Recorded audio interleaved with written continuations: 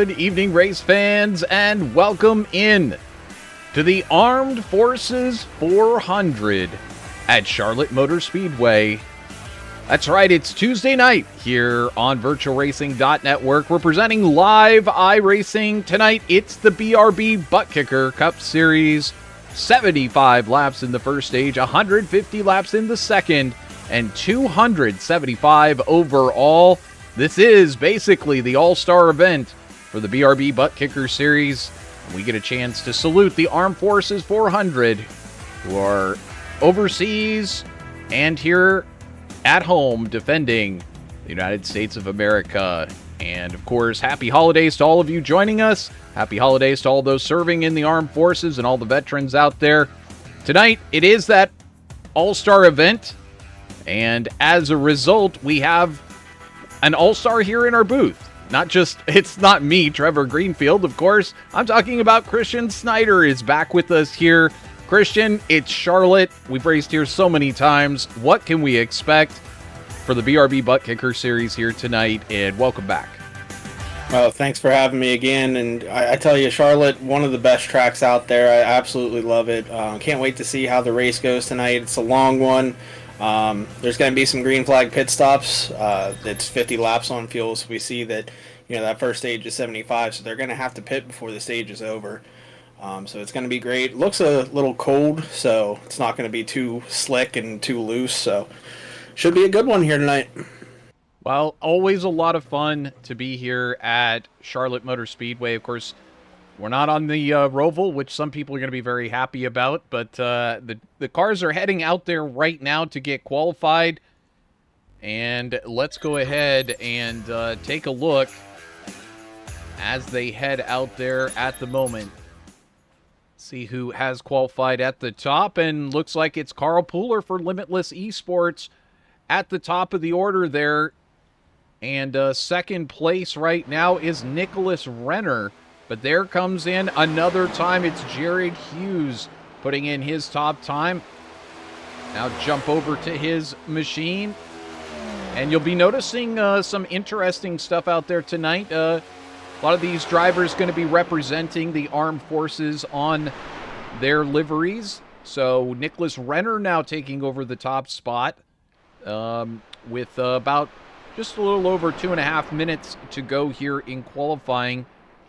Jared Hughes with his second lap goes fastest in his Chevy. And of course, everybody's eyes are going to be on Ronnie Norman over at Full Send Esports. He has not yet headed out for his qualifying. He now leads the points coming in. He's taken 2 victories here in the series in the first 3 races. Jared Hughes brings it down, and Gavin Rogers, that's the other guy to really keep your eyes on. Tonight, he'll be representing the armed forces in the Air Force, and he's flying around Charlotte Motor Speedway for Next Level Motorsports. So far, fastest driver out there thus far. Ronnie Norman sits with his National Guard paint scheme. And Christian, I happen to know that somebody put that paint scheme together this week for Ronnie Norman. It was a little bit of a last-minute put together, but I believe it was Snyder Graphics that put that together. Yeah, he let me know about the Armed Forces thing and wanted a patriotic paint scheme, so I threw that together for him. And it's kind of different seeing him out there in that type of paint scheme. It's usually NOS Energy or FanDuel for him, but it's definitely a good-looking car for him. Really stands out with the yellow numbers. Well, why don't you go ahead and take us around Charlotte here on board with Ronnie Norman. Yeah, through 1 and 2, you want to usually run right around the bottom, right against that paint. Sometimes if you get your left tires on that paint, it'll help you stick on the bottom a lot better. You can see he drifts the whole way up to the wall, but I was told that in pre-race you got to stay in 5th gear the entire way around this track. I know a lot of people like to downshift. You can see Ronnie using the outside lane to get as much speed as he can for his second lap here. So he's going to cross the line here. His second lap, he's going to run the bottom as tight as he can here. There he goes. Looks a little tough to stay down there. Starts drifting up on him. Looks like a good handle and setup here tonight for these guys. We'll have to see as he comes through turns 3 and 4. He hugs that line around the bottom of the track. And he does not quite touch the outside of the track there. And as a result, Ronnie able to put that car, where is he going to end up here? So far, only 17th fastest. Yeah, I think he touched the wall barely, and it gave him a 0x. Absolutely. And as you know, here in iRacing, you touch the wall, that is it. And so qualifying finishes up. Before we get to that, why don't we go ahead and we'll take a look here at the points as they come in here to Charlotte Motor Speedway. And there you can see, after 3 rounds, it is Ronnie Norman who holds the lead. And Gavin Rogers currently sitting in 2nd place. Adam Buzzeo there in 3rd. And the only win so far coming at the hands of Norman and Rogers. Stephen Borbell in 4th place. He's gained 3 spots. Bill Hales sitting in 5th after taking the early lead in the very first round of the season. But only 10 points separating the top 2. Everybody else from Buzzio on back is got quite a gap to make up if they want to try and challenge those top 2. So with that, let's go ahead and take a look at the starting grid for tonight's Armed Forces 400. There you can see it is Gavin Rogers who takes over the top spot for Next Level Motorsports. Starting next to him will be Jared Hughes, and alongside of them, just behind them will be Nicholas Renner, and alongside him will be Carl Pooler for Limitless Esports. On the 3rd row will be Stephen Borbell and Matthew Corder. On that 4th row will be Matthew Erickson and Adam Buzzio. 9th will be Bill Hales, and next to him will be Cameron Stearns.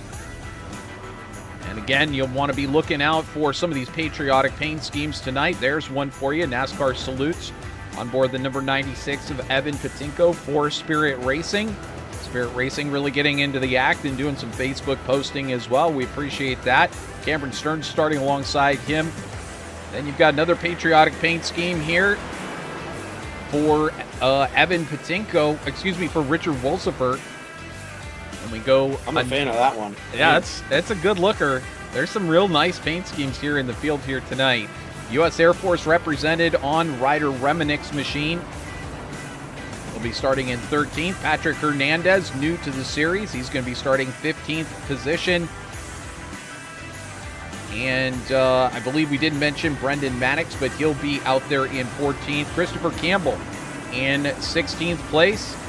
And then starting 18th will be Eric Hawk. Then Ronnie Norman starting in 17th. And 19th will go to Jeff Barefoot and Dustin Stallings. I don't think is he going to take the start? I guess so. He is out there. So with that, we are ready to get going here. The green flag is out and we are underway at Charlotte Motor Speedway. Looks like somebody didn't get going there at all. Yeah, it looks like the 95 of Renner, he missed a shift and kind of stacked up the inside lane there. He lost, I think, 5 positions. Well, very easy thing to do.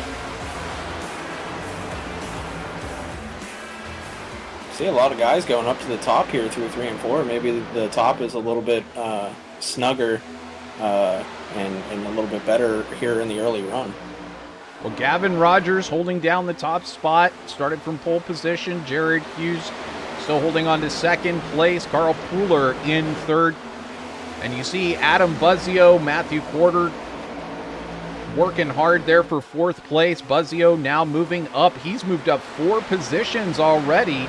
Look at that paint scheme on board with Buzzio. That's got some stars and stripes if you've ever seen it. Yeah, very patriotic car right there. Certainly would mean a lot to we got a caution. A lot of these drivers. Looks like Evan Patinko. Yes. Yeah. We got Patinko around, and we'll go back and pick up the coverage. Want to say hello to all of you joining us here on YouTube Live. Appreciate it as always. Make sure to check in with us and let us know who you're rooting on. Be sure to give you a shout out in a little bit. Tell you what, that front bumper's a little bent up. He definitely hit something. We'll see what he hit. Definitely caved in. So if we can get overhead here. Oh, it happens in front. That's a multi-car accident. Oh, man. I think that was the 33 that got hooked. Indeed. Brendan Maddox. Indeed. We'll have to take one more look at that one. And certainly... look like the 92, maybe? Hooked some here. See, he drops down a little bit and just gets a little tag in the left rear and sent around. And looks like 4 cars collected in that one. Definitely multiple vehicles involved. We'll see what that looked like from onboard Maddox's number 33 machine. He took a late dive to block that bottom, and from behind he gets tapped there. There wasn't enough room to get underneath him, and he just got tapped from behind, and around he goes. And now we'll take a look from Patinko, as he had quite the eyeful heading into this one. You don't say. It's always terrible whenever you're in this position trying to avoid a wreck. It's so hard because you pick a lane and it just isn't there. He got help from behind into that one. He did, indeed. And we come back now to the live picture. Patinko in to get that damage repaired, and America's Navy number 33 machine still sitting on pit road for Brendan Maddox. Unfortunate to start the night that way. If this was the old NASCAR, they used to be able to get a whole new front clip out there and put on a new front bumper and kind of help him out, but he's got no front bumper, no front quarter panels. That's going to be rough because this track is very aerodynamic sensitive here. Yeah, you really do have to be aware of how aero-sensitive this track is, and that was the subject of the last race. Even though it was at Bristol, it was all about feeding dirty air to the car and back, and I know there were a lot of words exchanged, both on track and off track, between Gavin Rogers and Ronnie Norman. And let's just say things are still not resolved between these two. So Ronnie, if he gets up there to the front and he has to go side by side with Gavin Rogers, we might have some fireworks here tonight before the end of this race. Yeah, the funny thing, I've never heard Ronnie get mad, I think, a day in my life. So he's the most level-headed guy there is. And he messaged me about last week and he was like, yeah, apparently I made some people mad, so... Yeah, some people were mad. Let's just, I guess, leave it at that. Hopefully they can all remain cool here and calm, and we'll get ourselves a great race in here tonight. Again, welcome to everybody watching us live on YouTube. We got WolfX Live. Let's go. I'm here this time, and indeed, Richard Wolsifer checking in with us. He's out there. Ashley Pooler, let's go. Carl Pooler, number 71. Also, Richard Wolsifer, number 56. Go Limitless Racing. And John Shirochi checking in. Let's go, Gavin. Get her done. And Art checking in. Let's go, number 2. We got lots of fans in the crowd. Donna Lee also there for Gavin Rogers. So always great to see all of y'all joining us. Appreciate the shout outs. And here we go again. Hey, Renner got a better start this time. He didn't miss a shift, and he's going to actually pass a car here going into turn 1 there in the 95 Lightning McQueen machine. Well, there he is, challenging back in this field, in this fight, in the top 5.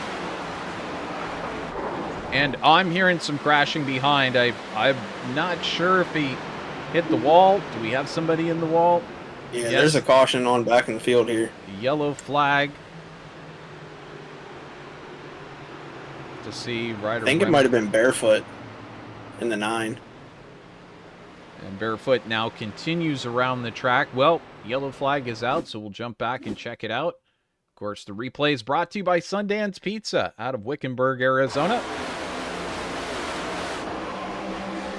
Barefoot there in the number 9 machine. And does he get help around? He sure Oh, does. he does. Oh, good save. Indeed. I heard another car go up and hit the wall. Yeah, it was whoever got into him went flying into the wall. I'll have to see who that was. He had a great run on the outside. Oh, it's the 10 car. Just gets into him and then goes into the wall there. Well, that's an awesome save right there. He kept it off the inside wall and got it righted, didn't hit anybody, locked up the brakes.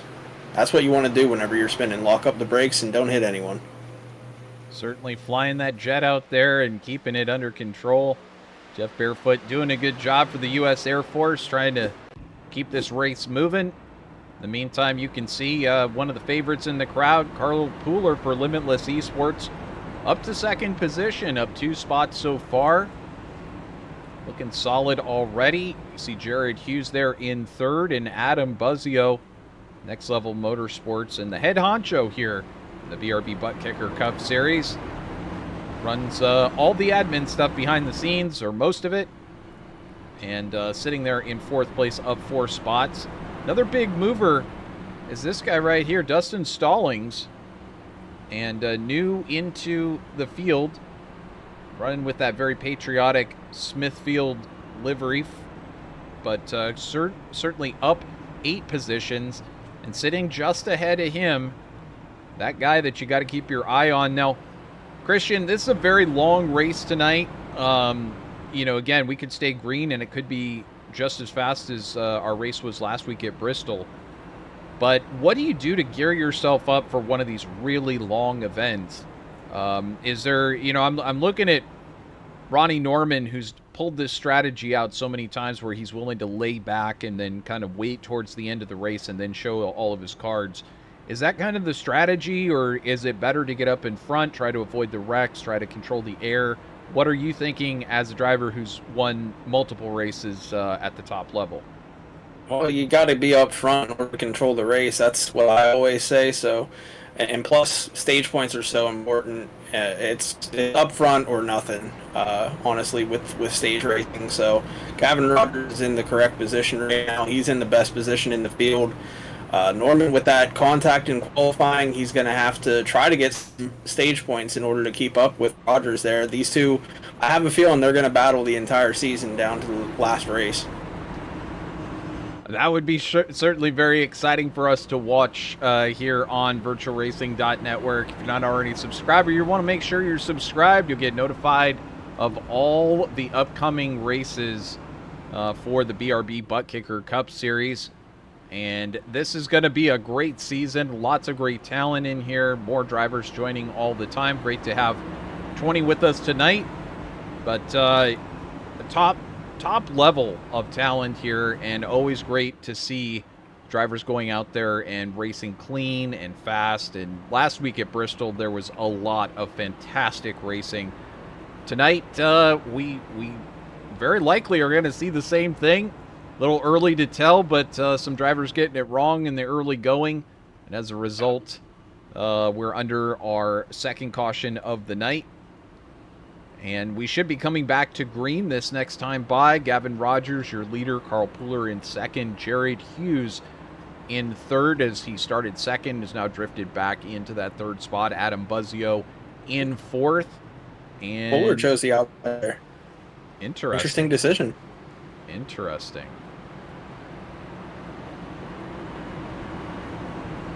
That's going to give the inside to Hughes there. He's going to move up. Looks like Buttio also took the outside lane there. That allows Quarter to get up there in the top 4. Well, Quarter for Southern Mafia now sitting there in that 4th space. He's got pretty interesting paint scheme on that machine. One of the new drivers that we haven't had much of a chance to call here on VirtualRacing.Network, but once again, you're watching live iRacing here on VirtualRacing.Network, and it's the Armed Forces 400. We're going to be hearing a little bit more about the Armed Forces here in a little bit. In the meantime, enjoy this great racing. Absolutely. It's been a great race so far. Up front there, got a little bit, hair back toward the back, but they're working it out. Gavin Rogers set to step on the gas here as we've just now made it through 10 laps. Hopefully we'll get some more clean laps in here momentarily. The flag is in hand of Barney the Flag Man. Rogers steps on the gas. Looks like Hughes may have gotten a little out of line, but not too bad. He's still in this fight, although Carl Pooler has now moved up into that second space. They're still going side by side, though, as they go down the backstretch. Yeah, it looks like Pooler is going to have a better run there on that outside. So Pooler pulls into the second spot, a little bit further back. We've got Renner and Stearns now fighting it out side by side. Renner on the outside in the number 95. Pulls down across the track, thinks better of it. Now it's Wolsifer and Stearns who are fighting it out. Just ahead of them, Buzzio and Quarter. Quite the battle as they head down towards turn number 3. Quarter and Buzzio. Buzzio on that inside line and Quarter on the outside. Nicholas Renner looking in. Now Renner takes a look down low. And he's going to try to take that position before turn 1 as well. So Renner back in this fight. Trying to get back here into the top 3. Excuse me, this will be for 4th place if he can get this one done. Or 5th place, excuse me. If he can get this one done, he's going to mount that charge one more time. It's so hard to get a pass off whenever you're using the bottom. The outside's so much better. Indeed. It pinches you on exit, and you can't quite be as free, and you can get such a better run off the corner. It's a little deceptive, too. This is not a perfectly symmetrical D-shaped oval. And certainly 1 and 2 are a bit more wide open than 3 and 4. So, getting crimped coming off of the corner can really hurt your exit speed. Adam Buzzio, Jared Hughes now racing for that 3rd spot. Move Buzzio into that 3rd position. He's up 5 spots. And we've got one around. I believe it's... Oh, my goodness. It's Ronnie Norman who's involved. And numerous others are now involved as well. I see the number 98, I believe, of Jared Hughes is also involved in this one. Yeah, this one was a pretty big one here. Got to see exactly what happened. Thank you, veterans, it says on the side. Unfortunately, he could probably use all the veterans out there in his pit lane to help him fix the vehicle because, let's see here, I believe it would have started, it would have started with Hughes. He would have been, I think, the furthest one up. So let's check this out from overhead. Hughes comes down and just tags Adam Buzzio. And then it all goes wrong and Ronnie Norman in the absolute wrong spot. Goes up and tags Patrick Hernandez as well. Rough stuff there. Let's, why don't we take a look on board. So you see him racing side by side with Adam Buzzio, and then he backs out, but he gets, because he's a little bit higher in the corner, he's able to carry a little bit more speed than Buzzio was, and he starts back on the throttle, but he ends up tagging the back end of Buzzio and sending everybody into some catastrophe. Let's take a look at what Ronnie Norman saw. There wasn't much to see. It was just a car in his face, but for the full send eSports driver, oh my goodness. Yeah, just nowhere to go there. Oh, that is brutal. And one more look this time from Borbell's point of view. Racing with the U.S. Army on board here tonight.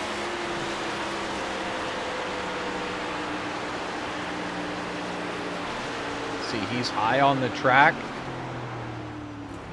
Manages to pull it down safely, avoid Ronnie Norman. Has to go around Jared Hughes as well. But everything back together once again. So we're going to step aside for just a moment here on VirtualRacing.Network. Don't go anywhere. We'll be right back. And in the meantime, take a look on your screen. You'll find out a little bit more about the armed forces.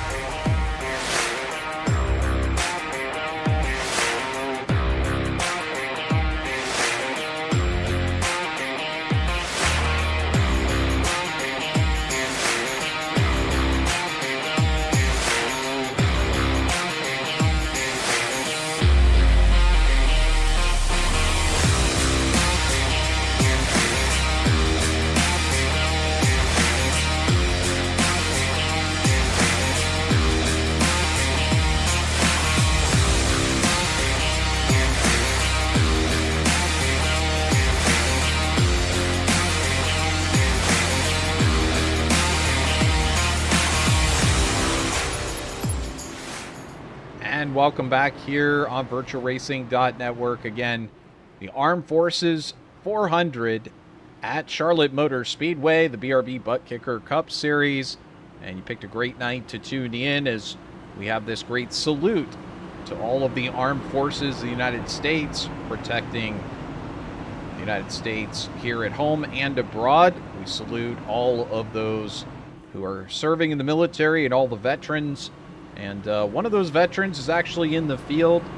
It's Adam Buzzio, and great that he served our country. Certainly appreciate it. He's carrying hope for the Warriors on the side, and great to see that he's participating in that. And again, kind of the all-star race, so to speak, of NASCAR at the top level, to have the all-star break be patriotic themed, and so that's why we're doing that this week. But of course, all those who are out there serving abroad and would love to be at home with their loved ones for the holidays, we do appreciate what you do for us and keeping us safe while we can go out there and go sim racing. So here we go. The green flag back in hand from Barney the Flag Man. We're about ready to kick this one back underway. Hopefully these drivers have shaken off some of these early race nerves. We're ready to get this one going again. Gavin Rogers, Adam Buzzio, Next Level Motorsports teammates, as Carl Pooler in that third spot now. And Nicholas Renner has moved up into the fourth spot. Richard Wolsifer now up into the fifth spot. And some side-by-side racing between Patrick Hernandez and Matthew Erickson for the seventh spot right now. For the sixth spot, excuse me.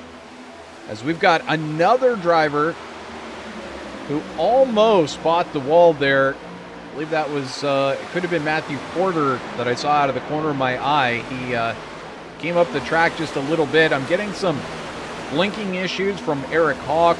I know that a number of these drivers are participating in parts of the Northeast, and there is a lot of storm activity right now. In fact, I believe some of that may be affecting Christian Snyder's connection to the internet, so we apologize for any technical difficulties, but some blinking very common when there's storms and dust and stallings.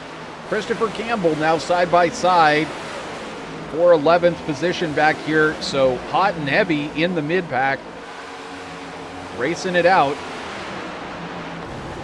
On board with Christopher Campbell's number 68 Toyota as he rides on the outside through turns number 3 and 4. Again, sitting in that 11th spot just up ahead, you see Stephen Borbell. And on the outside, Dustin Stallings right there alongside. Ryder Remnick also part of this group. Now they go 3 wide through the corner. That's not advisable here at Charlotte Motor Speedway. Christian, 3 wide at this track. Are you kidding me? I mean, it can be done, but it's very risky. And Remnick, he just wants to get up through the field, and he's got to get around the 68 somehow. You can finally get around to the outside here. They cleared each other, and now he's going to use the outside. The outside seems to be the only lane that's working right now to make passes. Well, of course, there's been this huge oval refresh, too, and we wait to see how this is going to affect everyone. But certainly the way that the cars run on the track, if they all run on the bottom, then it'll be too hot on the bottom, and the top lane will open up. If everybody runs on the top lane, the bottom will open up, and it'll be interesting to see how that affects these drivers over a long green flag stint. You know, we've talked about it throughout the year that I've been here. We were messing. Oh man, wow. That was almost bad. But we were talking about weather potentially being added to iRacing, and I saw that it is going to be added finally. So that's definitely going to throw a wrench into some of the leagues if they turn on the setting for randomized weather. Indeed it will, and obviously, and Dustin Stallings scrapes the outside there. In the meantime, we've got some side-by-side racing up here between, I believe it's Stearns, Porter, and Erickson now racing for those positions in 7th place on back. Got Carl Pooler now side-by-side with Patrick Hernandez. Hernandez and Wolsifer now side-by-side. Hernandez drifting up the track a little bit. And then number 91. Yes, certainly anytime iRacing makes a change, it's big news for all the leagues, and all the drivers have to adapt on official racing, etc. How about this? Christian, we missed this. I don't know how we missed this. I was thinking to myself, did I fall asleep? Did I miss something? Nicholas Renner has taken over the lead of the Armed Forces 400, and I guess the question is, we've seen some games played the last couple of races with drivers going up there, using up their equipment, getting out front. Is it too early? Is he using up his equipment to slice and dice through this field and possibly using up those tires too quick? Well, I think the fact that Gavin Rogers just passed him on the outside, he answered your question there. You can see now Buzzio going to pass him as well. So I think he just overdrove his stuff early here, and now the tires are starting to hurt a little bit on his car. Well, and we got to remember how long this race is, and the fact that you don't want to use up all your tire sets either. That could come at a real premium later in the race when everybody ducks in for their fresh sets of tires. Here tonight, you got 6 sets of tires in the pit, so you start on 1 set, and then you got 6 more sets of tires that you can take on. But again, these long green flag runs, yellows late in the race, definitely have to meter that out. And you were saying something like about 50 laps or so on a set of tires, is that right? Well, fuel run is about 50 laps, and the tires are around the same. You're definitely going to want 4 tires after 50 laps. It used to be you might be able to get away with 2 tires or even no tires with the old system, but now it's definitely going to be 4 tires every time.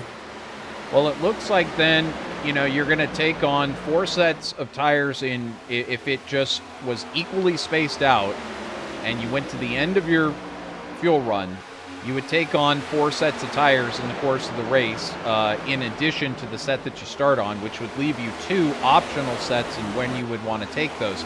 But it never quite works out so perfectly, and you might gamble coming in a little early. So you see some great racing going on here between Nicholas Renner, Patrick Hernandez, who's on the outside now, and Adam Buzzio.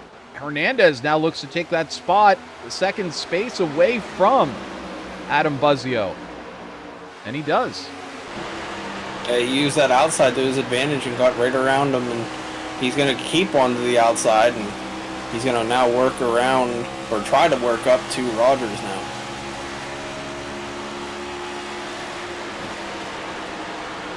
I'm sure Brad Keselowski fans recognize the paint scheme he's running. That car actually won, I believe, at Charlotte. Or actually, I think it was Talladega that paint scheme won at.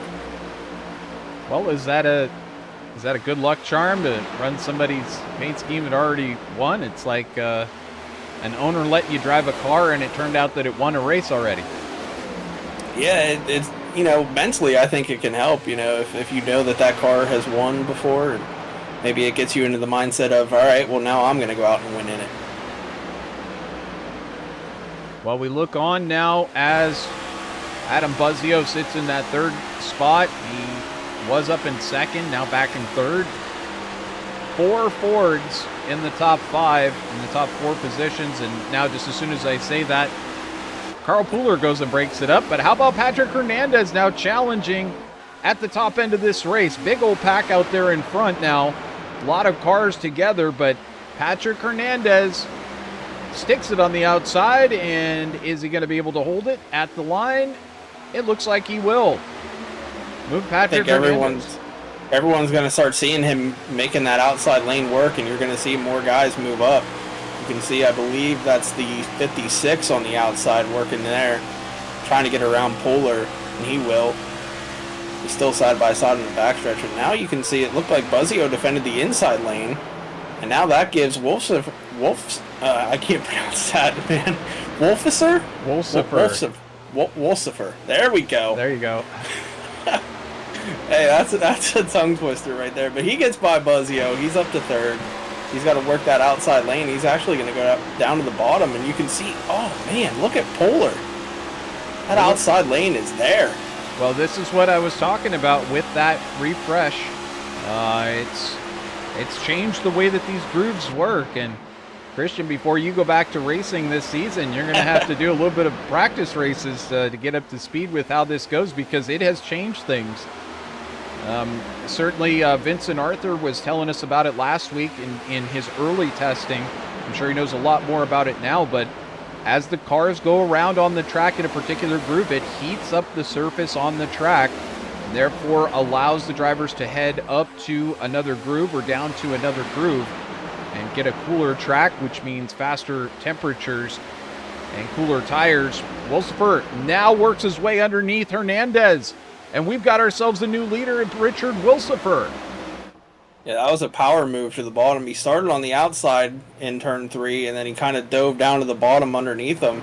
So that was a really good power move, but you can see with Hernandez having that outside lane in 1 and 2, he's going to defend that position. Wow, that outside lane right now is a monster in the right hands, and Hernandez seems to have the best hands. Pooler gets stuffed up there. We're basically 3 wide, a little bit further back, but here comes Gavin Rogers on strong. He's going to look to try to take Patrick Hernandez. Do you think Rogers there was saying, you know what, that's enough. I don't like this 3 wide. I'm going to drop the hammer. He was saving tires, and then he gave up saving and just wanted to get back into the lead there. Well, it's when you run out in front, you control the front of the race. It gets to be a little concerning when you're trapped in the mid-pack and guys are trying to do anything they can. Yeah, Nicholas Renner getting up into the wall there, I saw. Yeah, that was a tough hit there. I don't think it will affect him too much because he kind of hit it square. If he would have hit the rear more, it might have been a toe link, but it looks like he's fine. But certainly, if you've got the car, you've got the mentality to go out there and control the front. It's so easy to do. You're running the clean air. Everything is, if you can keep the guy behind at bay, everything is easy from that point. You're just picking and choosing where you're going to go against the lap traffic. As Hernandez and Buzzio now battle for that second position. But you get back there about 3 or 4 spots, the next thing you know, it's like sharks in the water. They can smell the blood, and they will attack you up and down. The next thing you know, You know, you're trying to avoid accidents more than you're trying to go forward again. Move Buzzio back into second place as he's now usurped Patrick Hernandez. Yeah, that little side-by-side battle that they had allowed Rogers to pull away a little bit. He got about a 0.4 of a second lead over Buzzio now, with Buzzio slowly starting to reel him back in there. Both of those drivers over at Next Level Motorsports, perhaps trying to control the front of this field as we get to upwards in this stage where a lot of these drivers that have not yet pitted are going to need to come in and take fuel and tires here momentarily. Richard Wilsifer, one of those drivers. In fact, the top 6 drivers have not yet pitted, whereas Matthew Porter came in and pitted on lap number 16. That'll put him a little bit off. And 16 for all the drivers from 14th on back. Now, if we take a look back here, here's our points leader, Ronnie Norman, sitting back in 15th position. Ronnie, having recovered from that earlier incident where he had nowhere to go, but as a result, he is still on the lead lap. He might be down on pace a little bit, but he is still on the lead lap, so congratulations to him for getting back out there. In fact, everybody's still on this lead lap right now, with the exception of Brendan Maddox, who has finally returned to the race, albeit about 5 laps down. Yeah, he had a really hard hit to that front bumper and might have got some radiator damage that he had to get fixed in the pits. But I tell you what, the guys at Full Send in the pit box really did a number on Ronnie, because whenever I saw that car, there was no front bumper, nothing on it. So they did a great job down there. I believe you mean the gnomes in the pit box. If Brady Moth is watching, he loves those gnomes. I heard that Brady is he's in charge of workouts. They all work out together in the gym down there at Full Send's HQ, and he gets them fired up. You know, it's around Christmas time too. They're getting called to other duties as well, so a lot expected. I think those are elves. Oh, I see. They all a little different. Both short. Sometimes I get a little confused up here in the booth. I'm more of a racing guy. Gavin Rogers sitting out front, doing business well here for the Armed Forces 400, and right now sitting in control with his U.S. Air Force number 77 bright silver machine. And of course, I myself, big fan of the Air Force. Just down the road here is one of the Air Force bases in Florida, and they're sprinkled all over in my area, but we get jet flyovers all the time here. Always thinking about Top Gun and everything else that's going on in the military, guys having to get trained up. The one local base to me here is the, from what I understand, the one combat training center, at least in Florida. So pretty cool to see them out there duking it out occasionally. Here we go in second place, Adam Buzzio for Next Level Motorsports. He's got Richard Wolsifer behind him, taking a look on, and as these guys are getting ready to think about coming in and getting tires and fuel, it's going to be a real challenge to get off of this racing surface, get slowed down to pit speed. Yeah, with those cautions that they had, they should have a couple extra laps. I'd probably say 56 or 57, maybe even the whole way to 60, depending on how much they saved under caution. But we got the stage coming up at 75, so these guys will have to pit before that still. And guys who don't are going to really come out on top at the end of stage 1. Well, Carl Pooler right now was taking a look underneath Richard Wolsifer, but that low line has just turned into a terrible opportunity to make passes.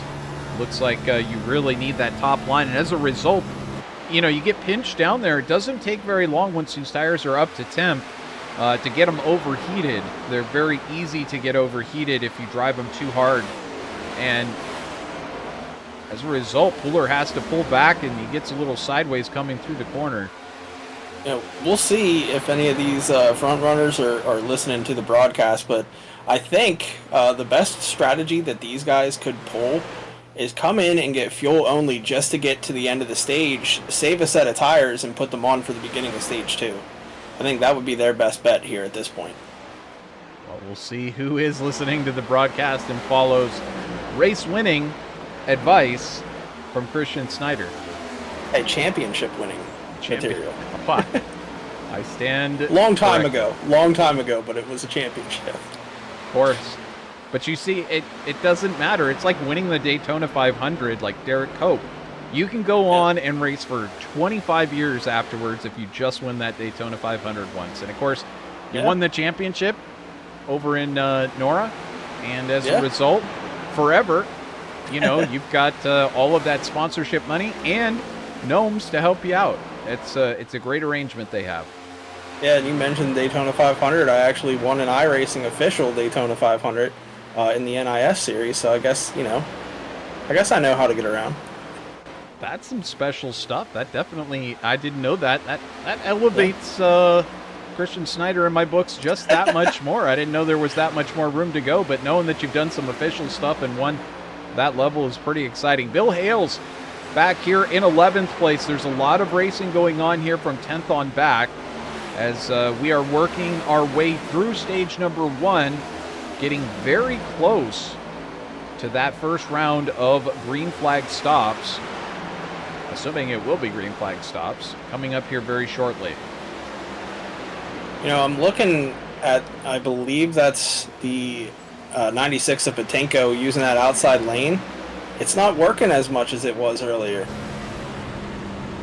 So I do like this new system. He's going down to the bottom, and you can see he's making up ground there. Yeah, you can see Hales in front, able to actually exit better on the low line than Hawk was on the high line. How about it? This new update, I'm liking it. Look at that. What a move there by Patinko. Big old crossover move. Uses that low almost line. Gets hooked. I saw that. My goodness. I think Hawk thought a little late to try to come down and cover him, and wow, Hawk really not feeling it so much in the car anymore. Yeah. He's starting to slide backwards. He is struggling a lot right now with that car. The 22 Ford for Hawk started up. Oh, got some people coming in. Yes, we do. Buzzio, Wolsifer, Pooler, Hernandez, and Renner all now into the pits.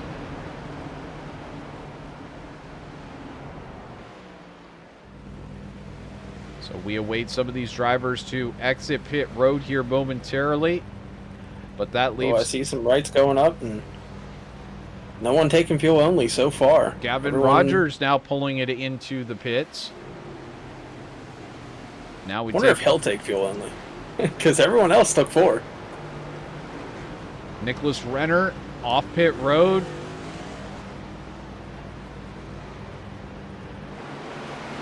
Oh man, that was scary there for Rogers. He was coming in as everyone was coming out. He had to slow down to avoid getting hit.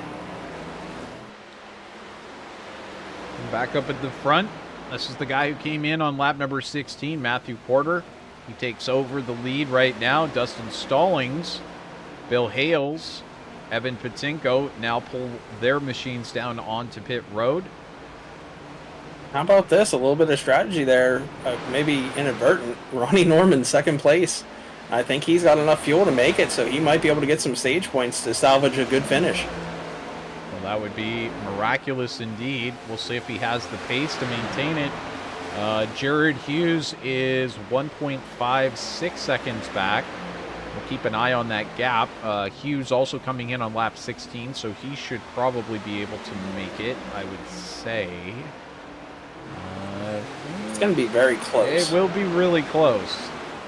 It's going to be very close. And possibly we might see Ronnie Norman kind of pedal it if he thinks this is going to stay green. Well, we know he watches, so my advice would be start using that clutch there, buddy. Well, Back in the days of when the drivers could talk to each other. Maybe he's got that system. of course he does. Of course he does. We've all got that system now, but of course in real life racing you can't do that, but you can certainly here in sim racing. And Ronnie's definitely a guy who knows his strategy. He made the great call last week to come in under a yellow flag that was thrown in the third and final stage, and he took on tires and fuel, and that ended up being the race-winning strategy call. And as a result, he was in control at the end when others were starting to run out of gas and having to pit late. Ronnie Norman stayed out there and took the win, and as a result has that 10-point lead coming in here tonight, the Armed Forces 400. But he sits in second place right now. Matthew Quarter sitting in the top spot. Quarter started in sixth place. Right now has gained 5 positions. Jared Hughes is about 2.1 seconds back from Ronnie Norman right now. He started in second, but Hughes actually having a really good night so far.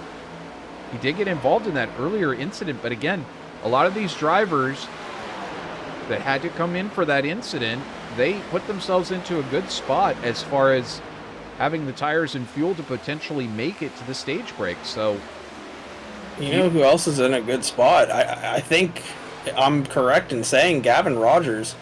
I don't think he took 4 tires because he's got 4 seconds over Polar. So he might have taken fuel only. he did not. He took his 8.9 seconds in the box and 5.95 seconds for Jeff Barefoot. So I'm thinking Barefoot didn't take any tires. He just took fuel. Yeah, I think even with 8.9 seconds, that's still probably a fuel only. He just put too much fuel in. So I think Barefoot, he put the minimum that he could to get to the stage, and Rogers put a little bit more fuel in. But looks like Rogers is catching up to Barefoot as we see Hughes now into the pits here with about 10 to go in the stage here. 10 remaining in the stage for Matthew Quarter. Can he hang on? Does he have enough fuel to make it? As Hughes starts to fall down through the order, down to 7th place and 8th, and we'll see when he returns to the track. Ronnie Norman in 2nd, Borbell in 3rd, Gavin Rogers now up into that 4th spot. Again, not taking tires, perhaps just waiting and planning to come in during the stage break to take those tires. It looks like Quarter is clutching it. I don't know if he is or not, but it definitely looks like he's way off the pace. Well, we'll listen in here and see whether or not he does that at the end of the straight.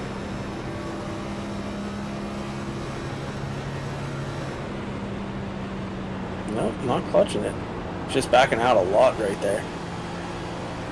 Indeed, you see Renner going by there on the high side, unlapping himself. Yeah, part of that's the tires, but also the fuel saving. So, tires not super important, but definitely probably about a second and a half quicker with 4 fresh tires. Well, Ronnie Norman is catching him rapidly right now. I guess a good idea would be for us to put that track map up there so you can kind of follow along. Just find your favorite driver on the right-hand side by noticing where their initials are. And even with that damage, he's still good at saving tires and having the car at the end of runs. Here he comes. He's already only 3/10 behind. You can see how that gap has fallen in that graph on the bottom right-hand side of your screen. And he has That's arrived. in 5 laps. Indeed. And he has arrived on the scene. 3 seconds on the in 5 outside. laps. My goodness. He's going to use that outside line. I'm sure we've seen that plenty of times here on VirtualRacing.Network. But Ronnie Norman back into the lead in the BRB Buttkicker Cup Series. And for the first time here tonight in the Armed Forces 400. Now he's got to survive about another 6 laps in order to be able to make it to the stage break. We'll see whether he has to start pedaling it. But the next closest driver behind Quarter would be Stephen Borbell. And Borbell came in on lap number 16 as well. So Gavin Rogers then another 9 seconds back of there. Ronnie could kind of just take his foot out a bit if he needs a little bit of extra fuel. No sweat. He's got all kinds of time to give. Yeah, he's doing a good job here with strategy, and sometimes it does come down to strategy. Just because you have a severely damaged car doesn't mean you're completely out of it. And Ronnie's proving that right now. Well, Ronnie Norman continues, but we've got some drivers racing side by side for points.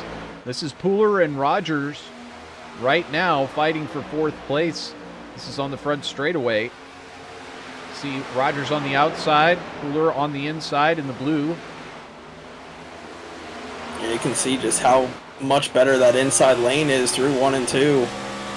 A lot more grip down there right now. It looks like the outside just has a little bit too much heat in it.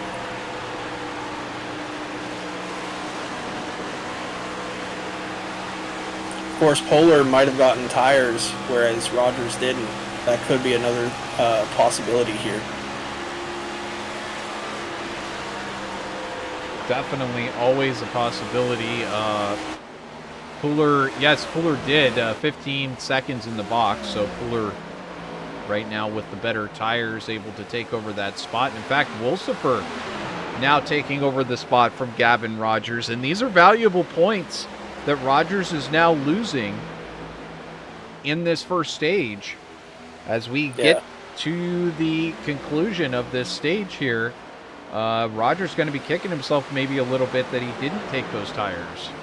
Well, this strategy that he's on, saving those tires, is definitely a winning strategy. He's looking for the long haul of it.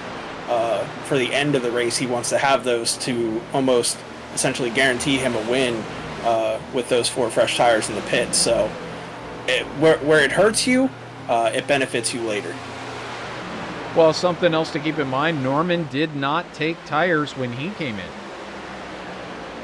5.97 seconds in the box, so he still has the same number of tires as Gavin Rogers if it comes down to a final shootout.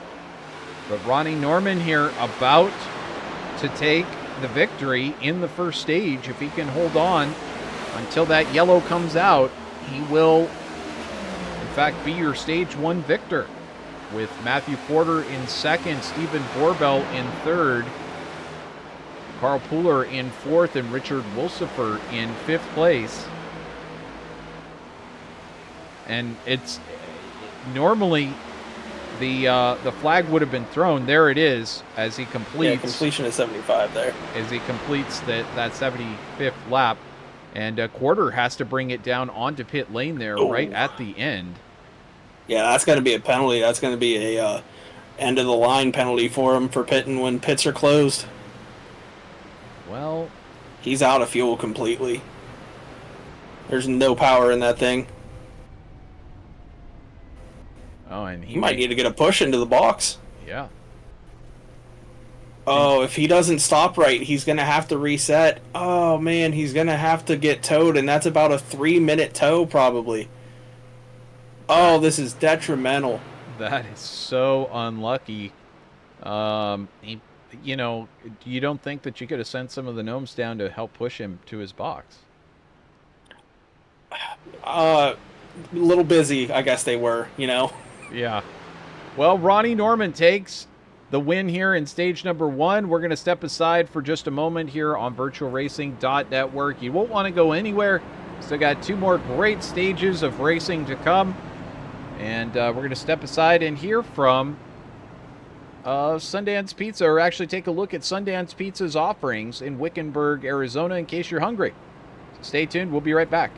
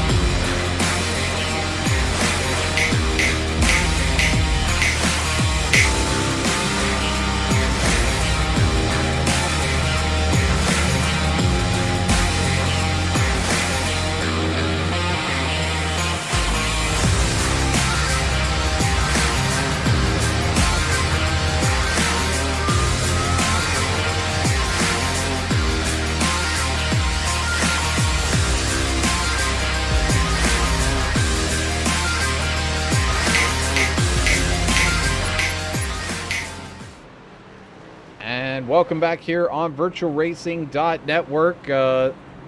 Apologize for those of you looking for yummy pizza on your screen, and that was the butt kicker ad for the BRB Buttkicker Cup Series. Either way, you can't eat them, but you can use them.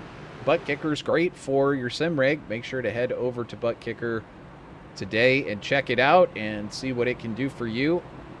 Always proud presenting sponsor here, and I believe, Christian, we're going to get a chance to chat with our stage winner, Ronnie Norman.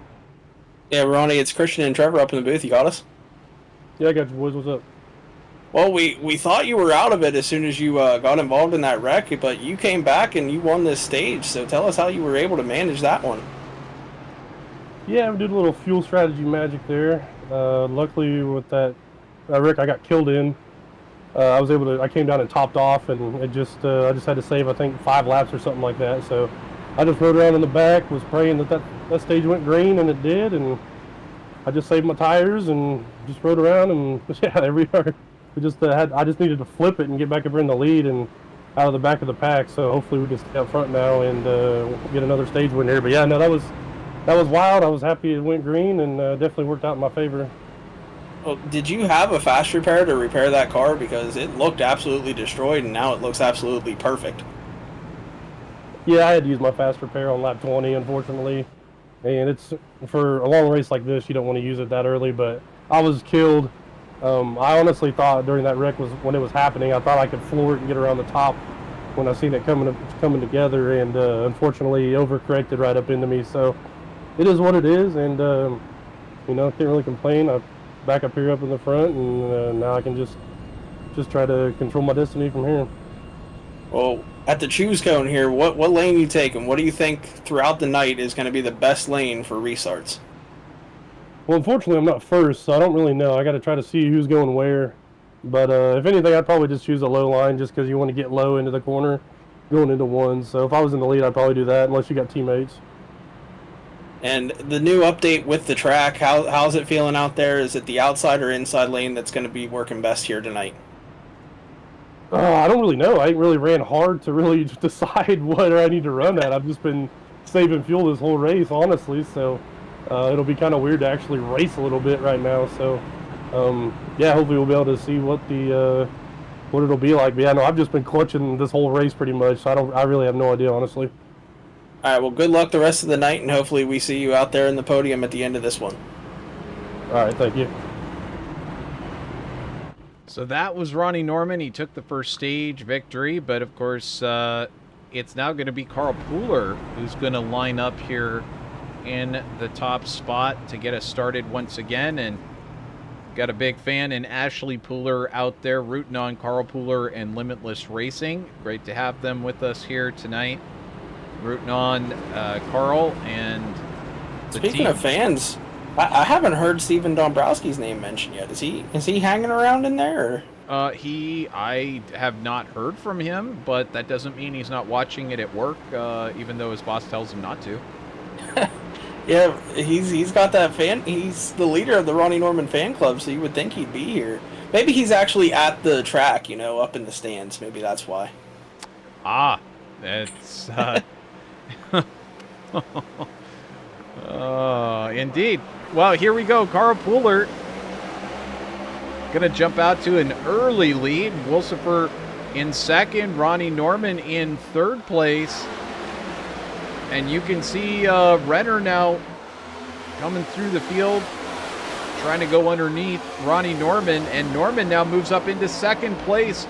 Renner ducks up behind Ronnie Norman as Wilsifer stays on that low line. Norman holds the high line. Christian, You got to remember, Renner was very quick in the short run earlier, got up to the lead. So we got to see if he gets back up there too early again, or if he's going to save his stuff a little bit better this time. that is, I think this oval refresh is going to throw a lot of people for the loop, Yeah. but still the whole idea of not going up there and necessarily wearing out your car. But Renner did have to come forward a bit from where he was trapped back there not so long ago. So anytime you got to do that, you got to go through a bunch of cars. There he's blinking out a little bit. That's always scary. If you're a car behind him, you just never know where he's going to reappear. And little lots side-by-side action back there, the 56 and the 2. Right, Wilsifer and Borbell. Borbell trying to take over that 5th spot. I'm telling you, that helmet's giving him bad luck. He's got to get it changed. Kevin Rogers now down to the low line on Renner, and Rogers up into 3rd, and Ronnie Norman takes his move. His full send eSports Toyota now back up into the lead here at Charlotte. Yeah, and with the fast repair, it turned the race around for him. What would have been absolute disaster for him. He's back up front here and back in control of this race. And that's really big for points because he came in 10 ahead. He got the stage win. Now he's out here leading laps. Well, Christian, we've got some contact back here. It's Dustin Stallings. And I believe that was Hawk. Oh, he got hit again there. Hawk did. Oh, man, the 10 got hit too. Several cars involved here. Was that the one of Stearns? I think that was Stearns that got involved in that one. Well, Buzzio is now shown down in 16th place. He's a couple of laps off. I don't know what happened there, but that's interesting. He got a speeding penalty. He definitely could have, but did he have to serve that under the green flag? That would have been extremely costly. Let's jump back here and see what Stallings went through. This was a little bit further back in the pack. Yeah, you're going to see ahead of him the 95. He gets into the wall, and I think everyone just reacts to that here. So the 95 drifts up the track. He almost gets into the wall, but then you see the 22 come down and hit the 10. And that's where that kind of started here. Yeah, I think the 22 was just trying to come down the track and avoid. Yeah, Renner. Look at Buzzio. He went the whole way through the grass there, but and then you can see the 1, I think that was, came in and hit him there a little bit. He hit Hawk down there on the bottom. Well, thanks to Sundance Pizzas for these onboard cameras. You get a look at this replay here of Dustin Stallings and what he saw. That's some stars and stripes there on the track, but that's not how you want to see him. And then you're right, he gets that right front punched in.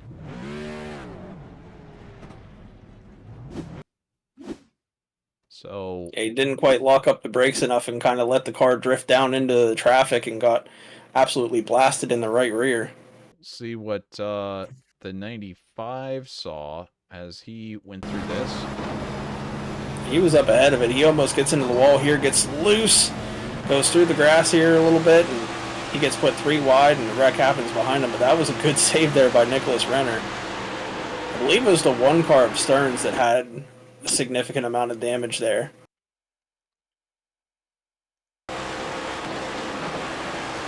Stearns is a ways back here, as you can see. Yeah, there's the wreck happening. Here he comes through it. Oh, man. Gets right into the 22 there. Definitely hits Hawk. Yeah, I couldn't see who the person was that hit Stallings. Could have been... maybe? How about Quarter? It could have been. Quarter is now a couple of laps down. Ryder Remnick now, I believe, out of this race with damage. Well, remember, Quarter had to tow in pit road, so that's why he's so far back now. But oh man. He also made contact. Yeah, I don't know if he knew that there was a wreck happening, but he didn't check up and just hit the 53 there a little bit. This is what Buzzio saw. Yeah, he goes way down through the grass. He sees that contact, he pulls way left.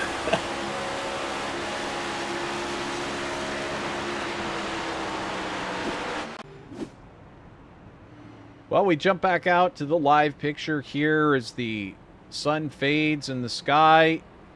The lights are on at Charlotte Motor Speedway. You're watching the Armed Forces 400. We're just into the second stage, and a caution has just come out to interrupt the flow of this race. But Ronnie Norman took the first stage on fuel strategy after an early incident and was able to get all the fuel he needed to make it to the end of the stage. And I was just about to say before that caution came out, you know, early on in this broadcast, I mentioned if there's two drivers that we might want to watch being first and second, it would be Ronnie Norman and Gavin Rogers, and there's some unfinished business between these two. And I know that Ronnie, I mean, it's these gray area maneuvers that drivers use sometimes to control races, etc. That a lot of the drivers that maybe themselves in the past have used these maneuvers, they don't like it when it's used on them, especially when it keeps them from winning. And at the same time, it's a gray level, or it's a gray area thing where the league isn't going to penalize it because it's not officially against the rules. iRacing doesn't penalize it because it's not blocking per se. Yeah, that's what I was going to bring up. I mean, I wasn't there for it, but I heard about it afterwards. From what I heard, there's nothing that he did wrong. It was just something that, it's the way that this sim works. If you can use the dirty air to your advantage, then I mean that's what you got to do. Whatever it takes to come out on top is what you have to do, as long as it's within the rules. And even his last win at Daytona was a little bit controversial, so he's got to clean it up. The controversy for him winning races, he's got to have one that's just clean and uncontroversial. Well, that's easier said than done. I guess. You're going to race this many laps. Something that you're going to do is going to be controversial, and you're racing hard for the lead. Tactics come into play, and I watch a lot of Formula One. Early in Max Verstappen's career, he did some stuff that other drivers didn't like, but it wasn't against the rules. It's one of those things, if there's an opportunity, you go for it, and if it's not against the rules, sometimes you go for it. But either way, we're ready to go for it here once again. Charlotte Motor Speedway, green flag is out from Barney the Flag Man. We're underway again on lap number 90. Yeah, we are officially into the nighttime. Just a little bit left of the purple sky, but mostly dark out here. So the track's going to change now temperature-wise. As we see still too wide here between Ericsson and Rogers, which Ericsson, Full Send eSport, having a good run here with his teammate. Yeah, Ericsson giving a really great run to that Full Send Toyota. Right now sitting in third, Gavin up into that second spot just a moment ago, and now Gavin set the second sector fastest time of the evening. So as it gets cooler here, I believe we're going to start seeing faster and faster laps. Yeah, the lap times will only keep coming down as the night goes on, the cooler the temps get here. And it looks like we got a little bit of a side-by-side battle on back there. It looks like Buttkicker and Renner side-by-side here. Buttkicker and on the Renner. outside. Yeah, it's Renner in that Lightning McQueen paint scheme, as you said. They're on the outside. Ka-chow, he says as he makes another pass. I wonder if he yells that over the radio every time he makes a pass. Do you think we'll see him jump on the fence and use the fence like Lightning McQueen did? I've seen stranger things in my time watching sim racing leagues. Very well could happen.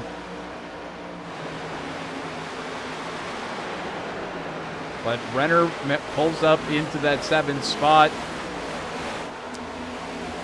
Meanwhile, back here in 8th. There's almost some contact back there, I believe, with Buttkicker and Hernandez. He got right on his bumper, almost turned him around, but now Hernandez is going to pull underneath him and take that spot from him.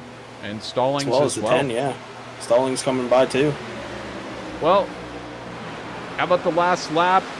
29.84 for Ronnie Norman, fastest lap of the race. So at the moment, fastest guy on track, and he's pulled out to 0.4 of a second lead on Gavin Rogers. And this is what he did last week. He started pulling out in the first stage, and then he even admitted it in the post-race interview that it was too much too early, and it cost him. So he undertook a different strategy at the end of the race, but we'll see whether or not it's too much. As we saw, Gavin made a huge push at the end of that first stage here tonight. He came through and took over the lead. So it almost seems like Gavin, this is his gameplay where he might sort of meter out how much he attacks. It doesn't matter if he maybe loses a position or two. He's just trying to manage those tires and hold on until he can kind of pounce and cut his way back up into the lead. We'll see whether that's what the strategy is behind Rogers here tonight. Well, with Rogers saving tires, the surprising thing is I'm guaranteeing you that Norman right now, he's saving tires, but he's just able to find speed even when he saves tires. I was racing against him in a Wednesday league, and he told me what to do, and I was doing it, and he was just driving around me like I was sitting still, and I was like, what? I thought you said save tires. He was like, I am. Yeah. Shows my talent level. Been there. Yep. It's always enlightening when you think you've reached the top level of the sport to race with some really, really talented iRacers who they're just so competitive. They can do it with, they don't even practice sometimes. They don't even have the right setup in their car. They can just go out there and drive it and save tires and still win races. It's incredible what some of these guys can do behind the wheel. Ronnie Norman, though, he's one of those drivers who's really reached the peak. Christian, you were telling me he's been winning across the board this whole week. Yeah, I think he won 3 races in a row across 3 different leagues. So he's going to be leaving iRacing in the middle of 2024. So he's making the absolute best of it before he has to retire from iRacing here soon. Well, obviously, it's going to be sad to see him go. I mean, it's been so long. I've been racing with him 10 years, and now he's going to be on the road, different state every night, pretty much living. So that is the dream, though. Well, we'll see how long that lasts, but either way, our best wishes with him and whatever he decides to do. And such a treat to be able to cover him. It was such a treat in Nora, of course, able to cover him and Icon, and then here to have him in the BRB Buttkicker Cup Series and doing so well too. It's not a surprise, but it's just great to see that he's so competitive across all of these leagues and always so humble as well. He's never out there like, claiming that he can do everything and that he's the best, even though he is always running for championships. Nicholas Renner, though, going up and touching the wall there. There are no turbo strips up there on the wall if you touch it. So he must have overheard. I said get up on the fence. I didn't mean the wall, but Oh, almost some contact there between Renner and Stallings. Yeah, Stallings now falls back behind. Oh man, Renner is so loose off of turn 4 there. It's going to allow Stallings to get back to his outside. Oh my goodness. Renner now down on the inside of Hales. Hales a little slow through the corner. Looks like Stallings going to come up and punt him a little bit. How about that? Bump drafting at Charlotte. I mean, that was a punt. He just punted him into turn 3. Good on Hales for being able to handle that punt. Well, this is a momentum track, so if you get out of the throttle at all, he would have probably lost more position, so just hitting him was a little bit better for him. My goodness, this is some hot and heavy racing for 8th and 9th place here on the track. This is pretty crazy stuff. Patrick Hernandez now also picking up too. Indeed, that is closing in now, just about 0.3 of a second. Oh, there it is. Oh, Hernandez up into the wall. Wolsifer runs him up there. Oh, are we going to see more contact between these two? Hernandez says, okay, fine, I'll follow you into the corner if that's the way it's going to be. Hernandez, he was really smart there. He backed out of it, let the 56 gather himself up. Now he's got to try to regather himself and get around Wolsifer there. I'm sure when Wolsifer goes back and watches this race, he's going to have a good laugh at how many attempts it took me to get his name. You seem to be doing fine now. That's the main thing. Real quick, how about Buzzio? He got his lap back the old-fashioned way. He went up there and passed Norman. Well, he's still got to get another lap, but you're lap, absolutely right. That's just impressive. That's the old-fashioned way of doing it. Just race the tires off that thing. But fortunately, I'm not sure who will be the first. I think it'll be Jared Hughes. Yeah, Hughes will be the lucky dog. Yeah. Would be the lucky dog here. So Buzzio's got to hope that he can overtake Hughes here pretty soon and maybe get that lap back the easy way. If a caution comes out, Buzzio could take a wave around and get back on the lead lap that way, but he would have to pit during stage 2 at some point under green. So he's hoping for a caution right now so that he can get back on the lead lap, but it looks like Norman reeling him back in there. But Norman may just back off of it, save a little bit, and use him with a draft down the straightaway to save fuel a little bit.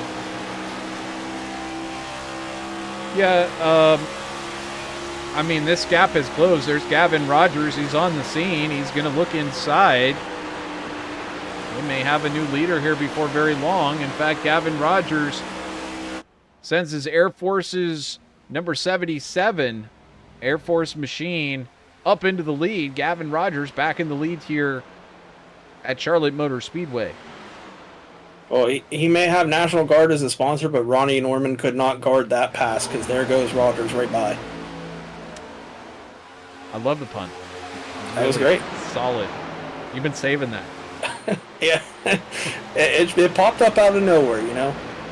Well, I think it's cool that we have this Armed Forces 400, and right now we've got 3 of the patriotic schemes in the top 3 positions. So certainly giving this sold-out crowd here at Charlotte Motor Speedway something to cheer about. Yeah, usually I paint all the schemes for my team, but I tell you what, Ericsson, I did not paint this car, and it looks really nice. I love it. I'll take a wild guess in what either mouse or keyboard that he's using.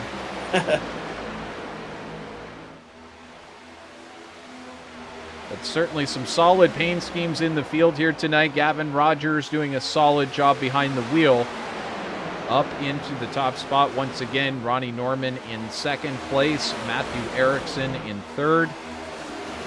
Stephen Borbell in fourth place at the moment. And Nicholas Renner has arrived in fifth.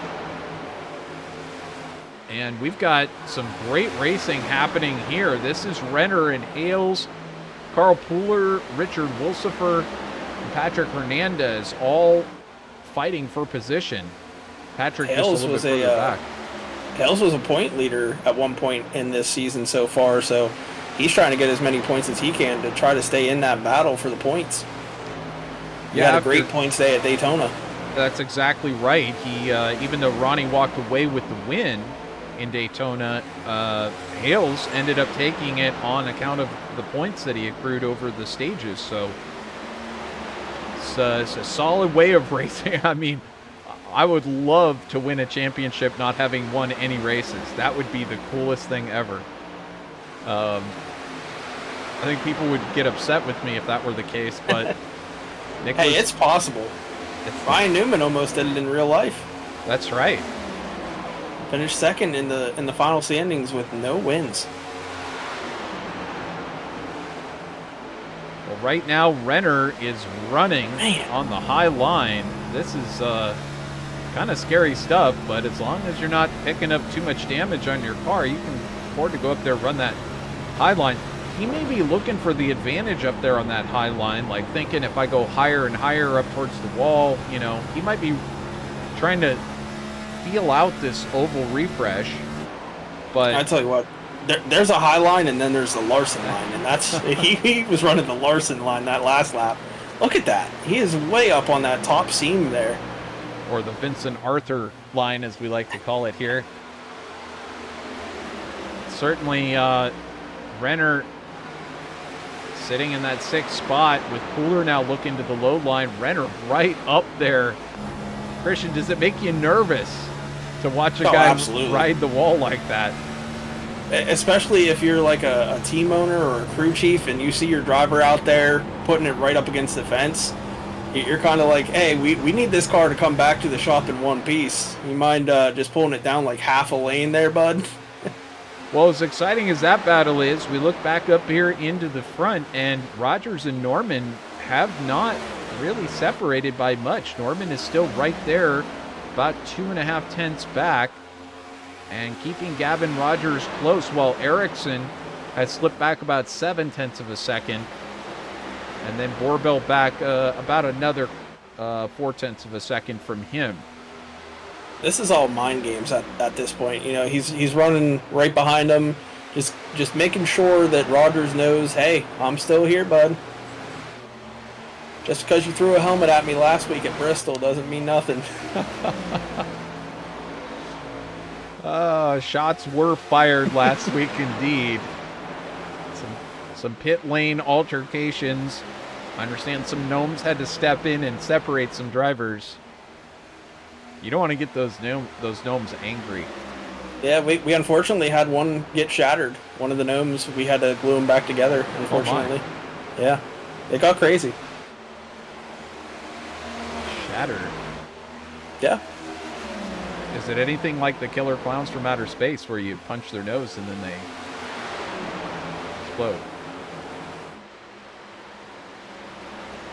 If it's like that in your head, then yeah. You don't want to know what's in my head. Green flag stops. We do, and that's headed by Ronnie Norman and Matthew Erickson. Full send eSports drivers communicating with one another and deciding they're going to pit ahead of stage number 2. Now, why would you do this? Flashbacks to last week, pitting early. Well, yeah, gonna control the front. Yep. Well, you're going to control the front for stage 3, but Christian, all those points up for grab for second stage, and Ronnie Norman and Erickson were right there in second and third place. Well, everyone's going to have to pit before the stage, so these guys just doing it a little bit early and splitting it in half, and I don't know. I wasn't quite paying attention fully, but I don't think they took any tires. We've got Norman 14.93 in the box and Erickson 14.80, so they definitely took tires, yeah. Well, we'll see how this works out for them. Sometimes that undercut ability to get that little bit of an edge with your tires on Gavin Rogers. Gavin last lap 30.82, his best lap 29.82, so a full second slower. And we'll see whether the Next Level Motorsports team responds here, as they won't want to leave themselves too exposed to this undercut strategy if they're planning to come in before the end of the stage, which, again, they came in on lap 77, and there has been some yellow. Yeah, they would have to stretch it 70 laps, so they're definitely going to have to pit here within the next 10. Yeah, so we're going to lap number 150 here. And this could be a great call for Ronnie Norman. It's going to be interesting because this early,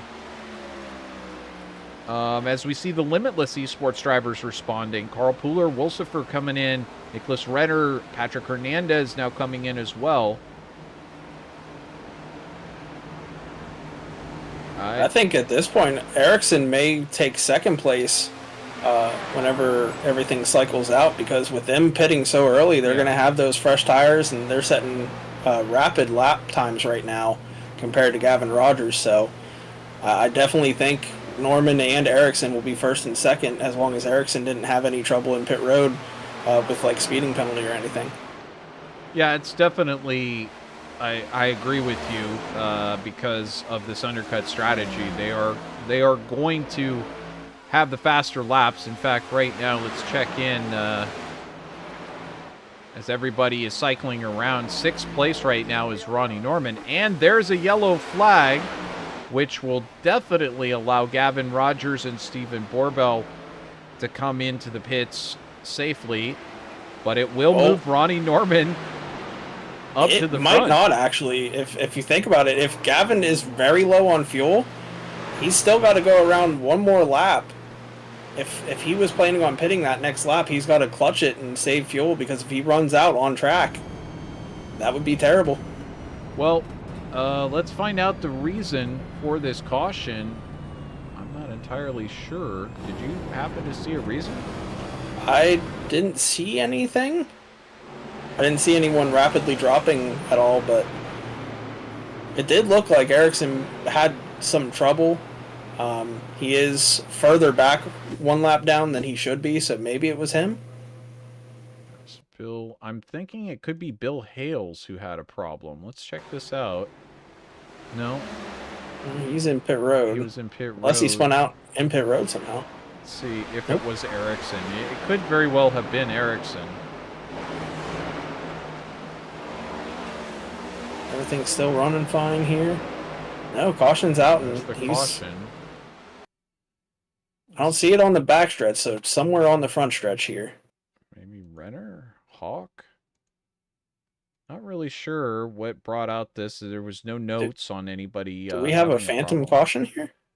A think we debris do. caution? Is there a debris caution? I think weather in the area, you know, a little sprinkle, maybe. Well, we're not sure what caused this caution. Perhaps, I couldn't tell you, but is this going to, where is Buzzio? Is he in front of the field? Is he going to get the wave around? Barefoot goes around. No.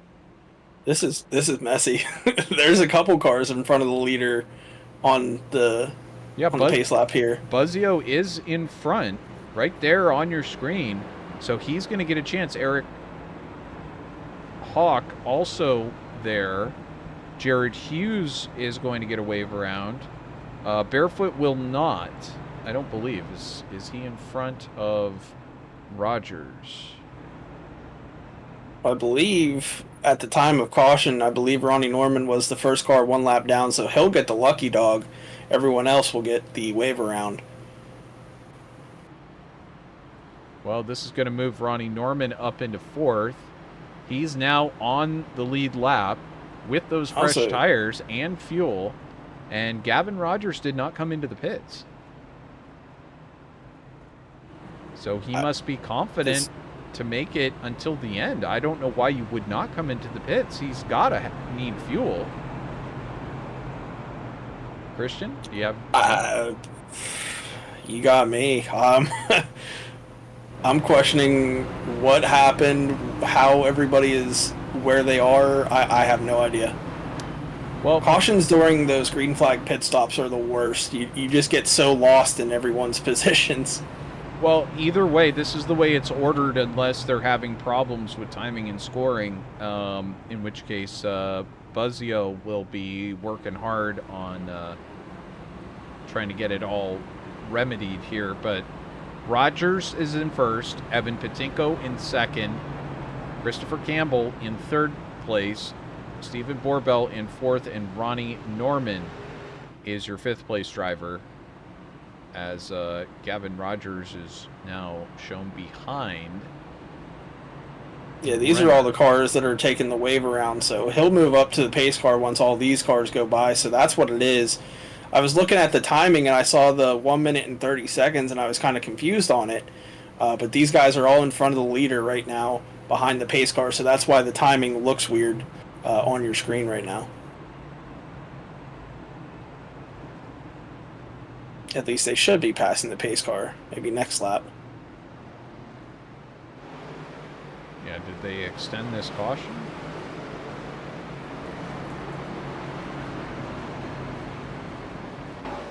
Well, Hawk got the wave around. Hughes has got the wave around. Yeah, here they go. Now they're passing the pace car. Porter, Maddox, Stallings is out of this race, and then now finally Gavin lines up behind the pace car.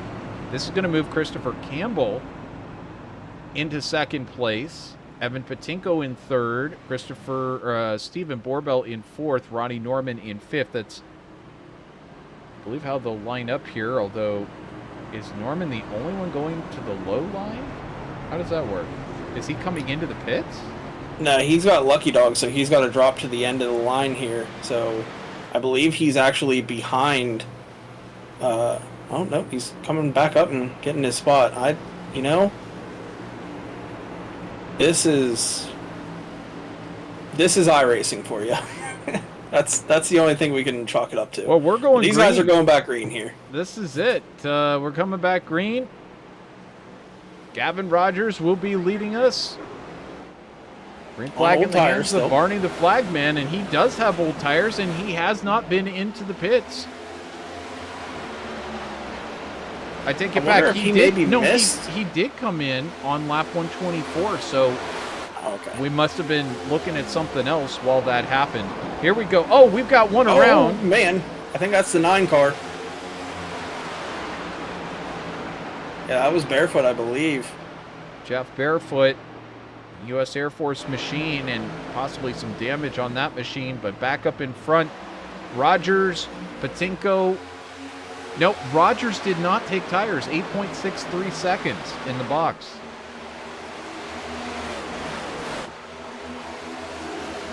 So, Evan Patinko, Stephen Borbell fighting it out now for second place. Side by side they go. There's Ronnie Norman closing in just behind.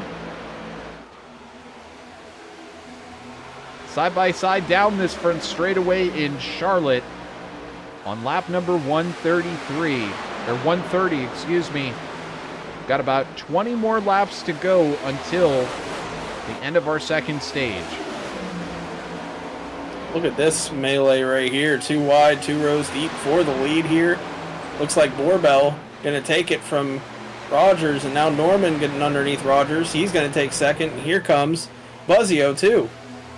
Wow. Buzzio still, he's 2 laps down now. Rogers under attack as those old tires start to show their age. Unbelievable that Rogers would decide to not take tires under that yellow. As a result, he's losing spaces and losing points in the second stage. But Borbell now at the front with that Dallas Cowboys helmet on. You had to mention it. I put my hand over the screen whenever you pull that up. I don't want to see it. Especially after last night. But look at this. Here comes Norman on the outside of Borbell. He's an Indianapolis Colts fan. There he goes. Well, certainly Norman getting that outside lane, working for him again. Pulls the full send eSports machine back up there into the lead, and as a result, 2 laps running now. He set the fastest lap on the track, 29.66 seconds, though just as soon as I say that, Matthew Porter way back in the field in 15th position at 29.62. So fastest lap going to Porter, but Ronnie Norman basically fastest guy on the track. Significantly faster than Borbell, 0.3 of a second last time by. So Borbell, something happened to Hales. He's dropping like a rock right now. He's in the pits. Yeah, you can see heavy right side damage. He hit the wall pretty significantly, and he pulled down. Well, I believe he is calling it a night there. This is, we'll take a look here at Bill Hales for Spirit Racing and see if we can figure out exactly what happened here. Looks like he already got into it right there, possibly. We'll see if he hits it again or what happens here. But I saw him significantly start losing time in 3 and 4 here. Yep, just gets into the wall. And he waits, gets a clearing, pulls down, and he took it behind the wall. Definite right side damage to Hale's machine, and as a result, he's hopped out of the cockpit. So, tough night for Hales, but not so tough for Ronnie Norman. Things seem to be going his way right now. As we know, that's definitely no indications that's the way it's going to end up, but Norman having a pretty good night. Strategy kind of working out in his favor. Borbell in second. Patinko into that 3rd spot for Spirit Racing. Another one of those super patriotic paint schemes coming forward. for Ford Performance as he drifts up the track and almost into Carl Pooler there. That was Buzzio, actually. Oh, that is Buzzio, you're right. Buzzio's still 2 laps down officially to the field. Hughes is there too. He's 1 lap down. He's trying to stay in that lucky dog position with Hawk behind him, four cars back, battling him for that position. It's all about strategy in these races. They're long races, and Christian, put yourself into Buzzio's shoes. He may be 2 laps down, but that doesn't mean you're out. There's still a lot of potential chances to get that wave around. You just got to keep fighting. Yeah, I've made a few people mad in my past whenever, the day's not going good, you're 2 laps down, and you still want to race like you're on the lead lap. And, I was battling for the lucky dog one time and took it 3 wide on the track you shouldn't and caused a massive pileup. So, I mean, whenever you're a lap down, your day's not good, you're going to race a little bit more aggressive. So Buzzio, he's doing a good job trying to get through the field. We saw him earlier pass the leader to get the lead or get a lap back. So the aggression goes up whenever you start getting into a bad position. Certainly nothing to make more friends in a league than going out there and making everybody crash, and it being clearly your fault. But it happens. We all make mistakes. I took my own teammate out in a race once. That was completely unintentional. It was on a start. Wait, you're not supposed to do that? I take Ronnie out all the time. I mean, he was going for the championship too. It was just like, whoops, forgot about brakes there. Sorry about that. Took Ronnie out all the time. Oh my goodness. Well, it's great. You'll get a whole new crew of people to take out next year, Christian. Yeah, we got a big team over there for Nora next season. Can't wait. And we're actually expanding over to other leagues. Obviously, we're here in this league now, and we got a Wednesday league that we're in, so we're expanding the team to different leagues. Well, if you stay in Icon, that'll be Sunday, Monday, Tuesday, Wednesday.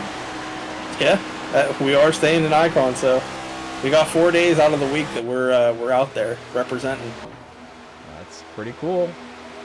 Cool stuff for see Full Send eSports spreading out and obviously getting wins in all of those leagues.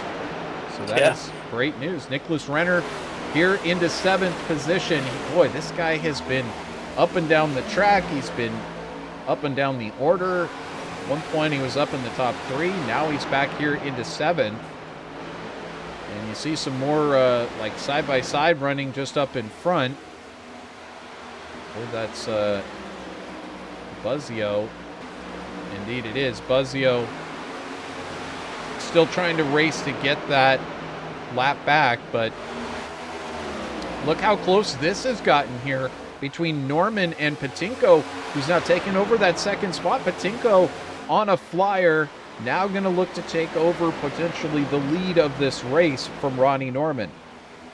Oh, Borbell squeezed it on the outside of him. Oh my goodness. What a move. See if he can complete the pass using that outside lane. It's looking good so far. Let's see if he can carry the momentum. Looks like he will. As you can see, that car getting a little bit smaller in that rear view mirror.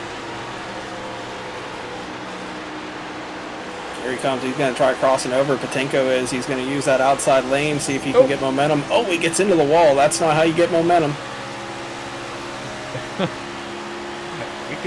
We should clip that. Gets into the outside wall. That's not how you get momentum. Indeed. Rubbing off time on the wall is not the way to carry out a pass. Well, speaking of pass, we got a pass for the lead. Borbell underneath Norman here. Norman going to try to defend using that outside lane. Let's see if he takes my advice and doesn't get into the wall. There you go. That's how you carry momentum. Leads that lap there in that 32 car. Borbell still underneath him, though, still side by side. I think Norman will be able to defend this position using that outside lane. It's still there. It's still good for the momentum off the corners. Well, just a few more laps away from the end of stage number 2. Borbell trying to get that win. That would be a huge shot in the arm to his championship to take the stage win here. But Norman wants to add to that points total. Evan Patinko now dips down to the low side on Ronnie Norman, and suddenly that outside line not absolutely dominant for Ronnie Norman. Part of it could be because his tires are maybe slightly older than these guys, because he pits so early compared to everyone else. So now he's got those tires a little bit hot and maybe a little bit too hot. Yeah, 7 laps difference in tire strategy between Borbell, Norman, and Patinko. And now you see Norman changes it up. He's going to go down to the bottom and try to get some ground there on Borbell. Not going to work. I think Borbell's going to have this stage here. Look at him breaking the draft. He goes down to the middle lane there. He's going to run middle there through 3 and 4 here. You can see Patinko using the outside lane. He's going to get a run here on Norman. Let's see what he does with it. I think he's going to choose to just stay behind him here. So we're 2 to go in the stage here. 2 to go for Stephen Borbell. He's managed to pull quite a gap now on Ronnie Norman. The race is really on for second place. Norman and Patinko racing it out. 4 different teams represented in the top 4 right now between Borbell, Norman, Patinko, and Pooler. Hernandez hanging on in 5th place. He's one of the independents in the field, I believe. New entrant. Look here. Yeah, I could have sworn I've raced with Patinko, or we've called his name in another league that we've covered, but I'm definitely familiar with him. I forget where from, though. Is he an icon? Yes, he is, actually. So yeah, that's where I know him from. But here we come to the end of the stage here. Norman going to defend the position. He's going to remain second place there. Caution comes out for the stage. Borbell is going to win it. Borbell. Cowboys helmet's working for him. Indeed. That'll be an interesting interview if we interview him here for winning that stage. Well, Patrick Hernandez actually racing for Ghost Motorsports. Late entrant there. So with that, we're going to step aside here momentarily. And we'll be right back here on VirtualRacing.Network with an interview with Stephen Borbell and also another stage, and you won't want to miss it. It's going to be all kinds of fireworks, I'm sure. It's been a great race so far. Stay tuned for the remainder of the Armed Forces 400 here on VirtualRacing.Network.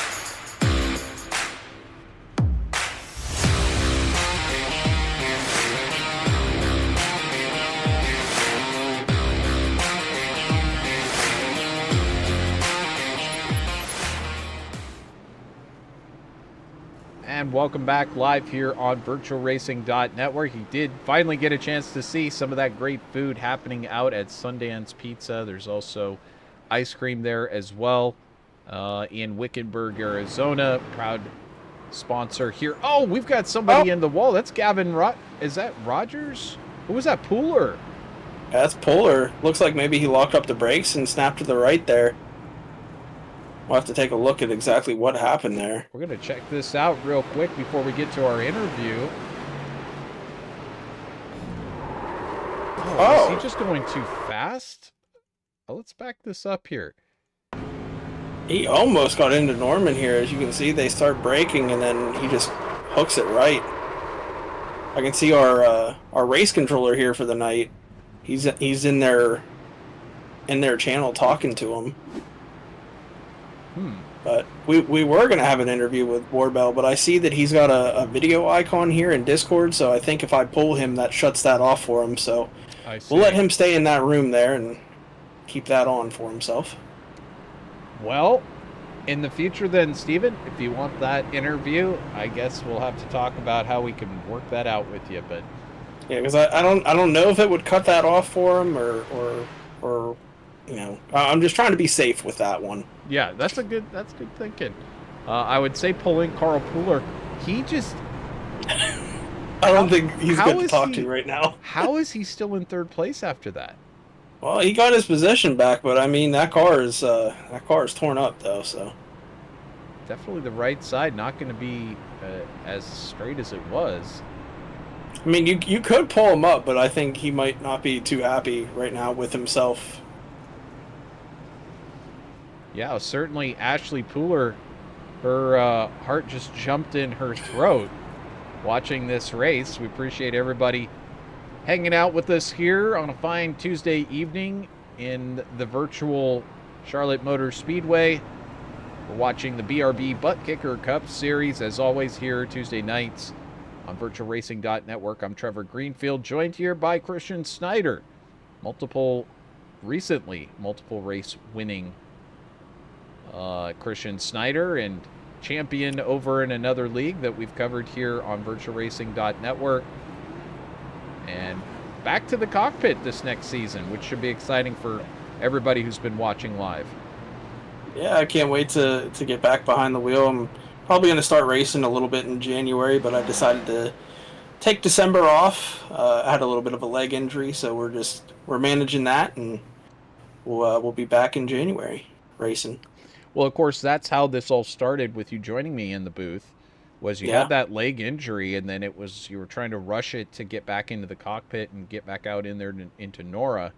But fortunately for us here on VirtualRacing.Network, kind of decided to take it a little bit easier and let it heal a little bit more. And as a result, we got your broadcasting commentary throughout the seasons.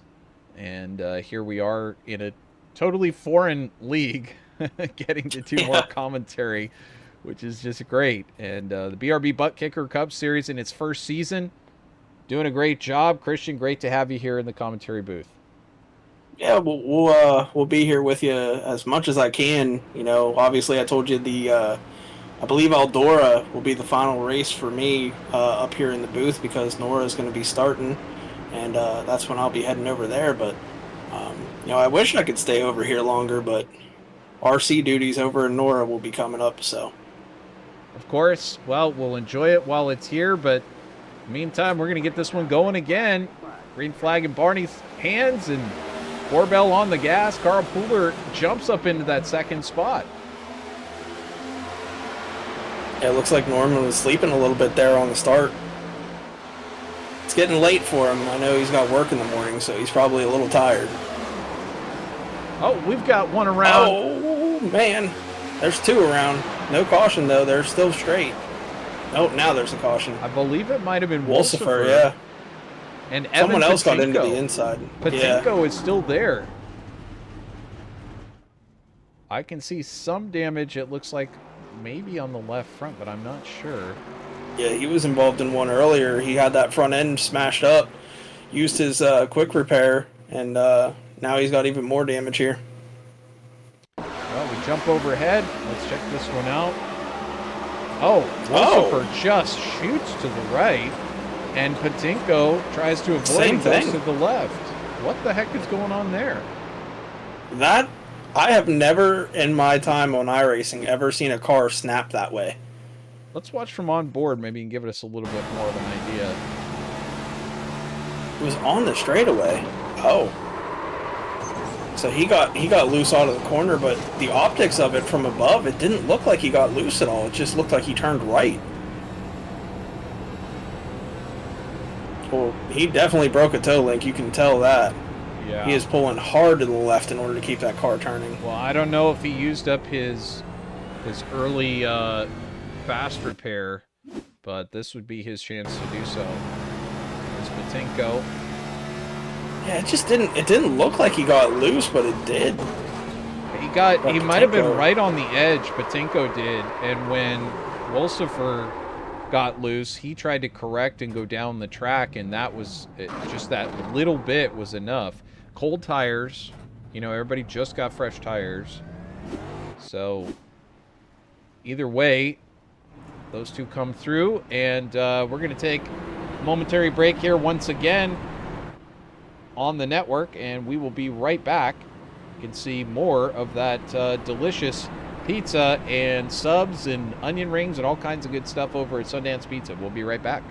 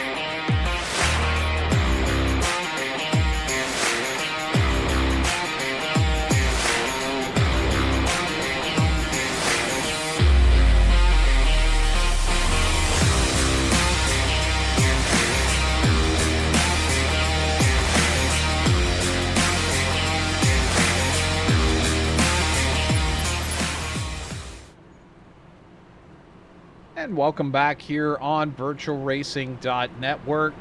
Watching the Armed Forces 400. And currently, your leader is Stephen Borbell. But it's been an interesting race. Ronnie Norman took the very first stage victory. Borbell taking the second stage victory. And right now, Borbell in the lead. Gavin Rogers, one of the favorites, has been up and down in the order. He decided not to take tires a couple of times. As a result, it's moved him back to 8th place, but he's certainly not out of this race. Some of the other drivers doing a great job out there. Patrick Hernandez for Ghost Motorsports now up into that 3rd spot, up 12 positions. Christopher Campbell up 12 positions as well into the 4th spot. And Matthew Erickson for Full Send eSports qualified 7th, currently sitting in that 7th position. Excuse me, now back into 8th. But it's been a very interesting race, Christian. Is this kind of how you thought it might develop here with some of these drivers? Not necessarily. I knew strategy was going to come into play, but I didn't think it would be this big of a difference between like 4 different strategies going on at a time. But something to note, I was looking at Borbell's scheme, and I guess he was having trouble deciding which company or which branch of the military he wanted to have on his car. He's got Navy on the left, the Army on the middle of the car, and if we can see the right side of the car down on the bottom of the screen there, that's Air Force on the right side of his car. Well, I guess he wants to support most of the... Chose all of them. Yeah. When in doubt. Why not, Absolutely. Whereas Ronnie Norman sticking with the National Guard. Of course, National Guard so well represented in NASCAR so many years.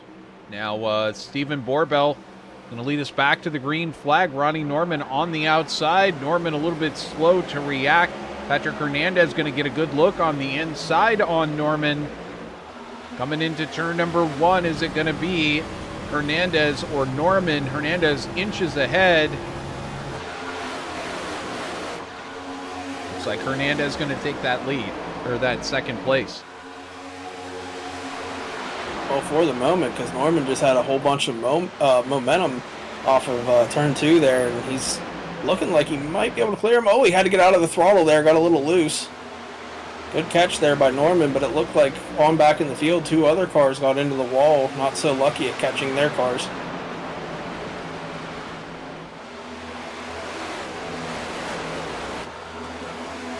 Renner gets into the wall. How many times have we said that tonight? Well, he's trying to find that turbo that you were talking about against the wall there. It's still not working. Oh my goodness. Gavin Rogers now taking a look on the low side on Renner. Now he's going to move that 77 Ford back into the top 5, now up into the 4th spot. But here comes Renner back on the outside. Is that outside lane starting to come back in? As we're watching Ronnie Norman now take a look back down on the low side on Hernandez. Almost dead even there at the line. Looked like Hernandez had him a little bit. Norman gonna drive it in deep in through turns 1 and 2. He's gonna take that position there. It looks like the inside through 1 and 2 is where to be. 3 and 4, not quite sure. I believe the inside's still the place to be right now at this point in the race. Maybe in the late stage of the run, maybe you want to go to the outside, but right now it's bottom all the way. Hernandez still holding on to 3rd, but here comes Nicholas Renner on his heels, and Renner with that Lightning McQueen paint scheme, very kind of unpredictable. He's been able to charge through the field. He's also gone up and tagged the wall a few times. See whether or not he's got it. Here he goes down to the low side on Hernandez. Goes down and touches that blue line, and yeah. Oh no, Gavin Rogers involved in this one. Gavin Rogers and Nicholas Renner involved. Renner backwards on the track. Is he going to hit Rogers again? Oh my goodness me. This is quite the turn of events here in the 3rd and final stage of the Armed Forces 400. Christian, why don't you talk us through this one and what happened to Gavin Rogers and Nicholas Renner? Well, Renner, he got onto the paint way too much. You know, I talked about it in qualifying. You can get on the paint a little bit and it can help the car turn if you're tight. But when you have a loose car like that, getting on the paint way too long is going to send you around. And that's exactly what happened here to Renner. And then gets into Gavin Rogers, and he almost hit him again whenever he doesn't hold his brakes against the outside wall. Comes down the track and almost gets into him again here. So right now he should be locking up the brakes, but he comes off the wall, back into it. Still not on the brakes. And he almost comes down right into Rogers there. So I don't know what it is. It should be, you know, I say it every time that I see it. You gotta hold the brakes whenever you wreck. You got to. Well, and Adam Buzzio got a first row view of of Renner going backwards down the track. So let's take a look at this one. And there's not much to see. Renner gets loose on the low line, comes up and hits. 2nd in points, Gavin Rogers. I said he was a little unpredictable. I think he kind of surprised himself, Nicholas Renner did on that one. He's currently sitting in the pits. Now, one more look here as Adam Buzzio cruised into this one.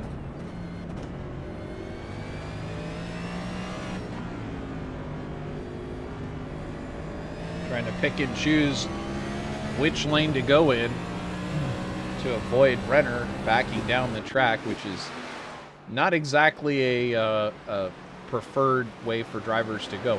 Now, on the subject of Adam Buzzio being a lap down, would you guess at where he's at right now? Yeah, you got the lucky dog. He's back on the lead lap here. He's been working at it all night, it seemed, and finally he's back within the lead lap. Well, I'm pretty sure some others are veterans in this field, but Adam is one who listed it on his bio. It doesn't say which branch he served in, but certainly we appreciate his service.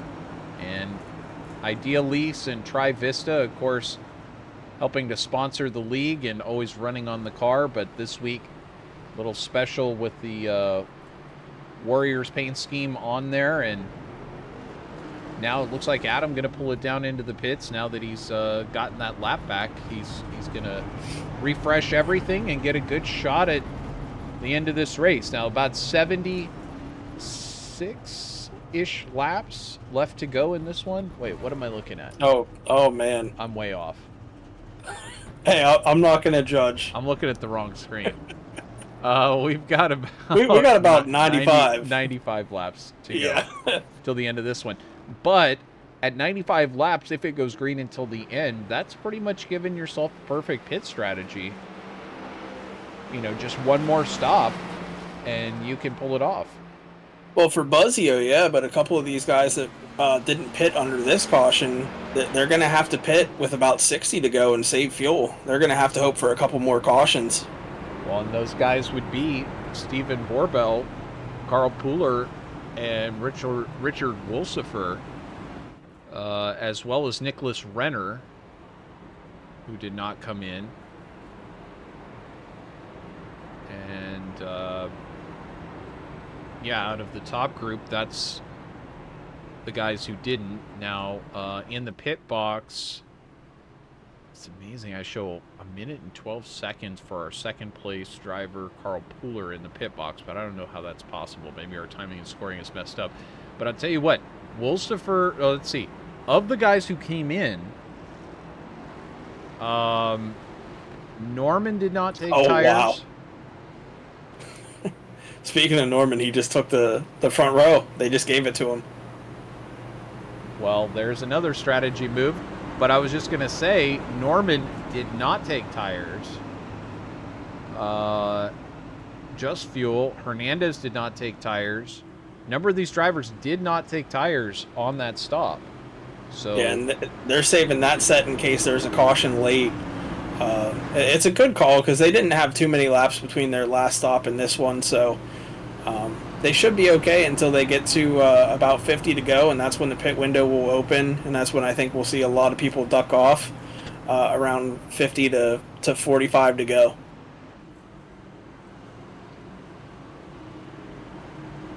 Well, we're about to come back to the green flag here. It's been a beautiful night here in Charlotte Motor Speedway.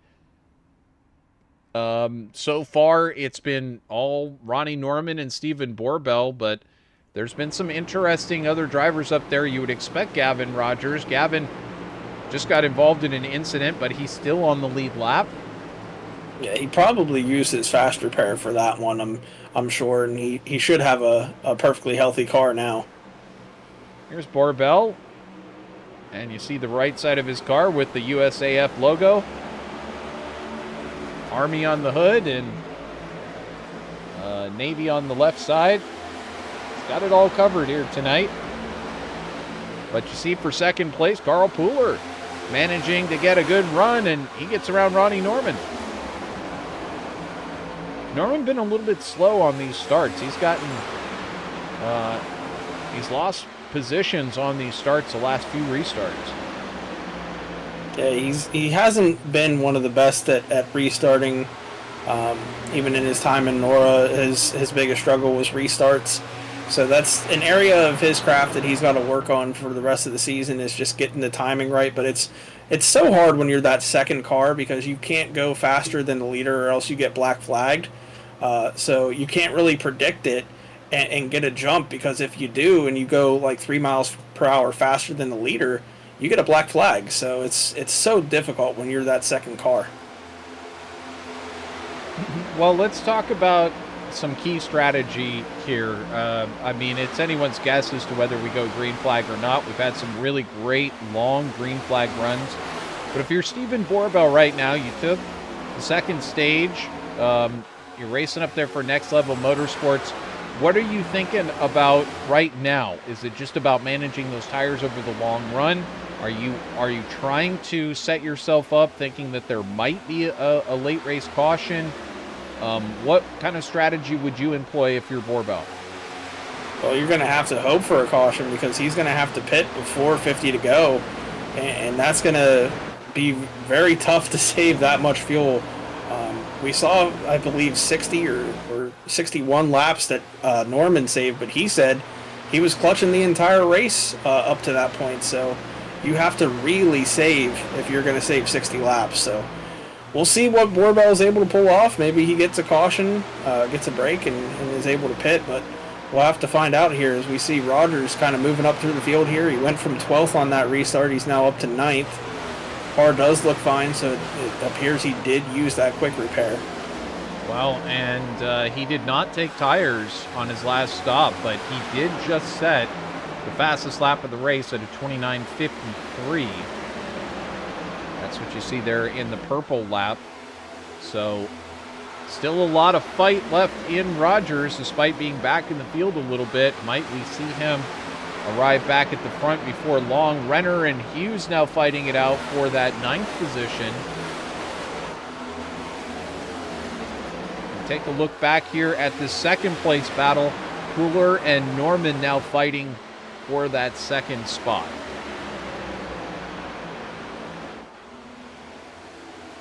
You can see Hernandez kind of hanging around this battle here, just kind of pulling behind them in that 4th spot. Not too far back, Wolsifer and Ericsson as well, but now Rogers starting to catch up to Ericsson. But it looks like Borbell just kind of steadily keeping that half a second lead currently, not pushing his tires too hard.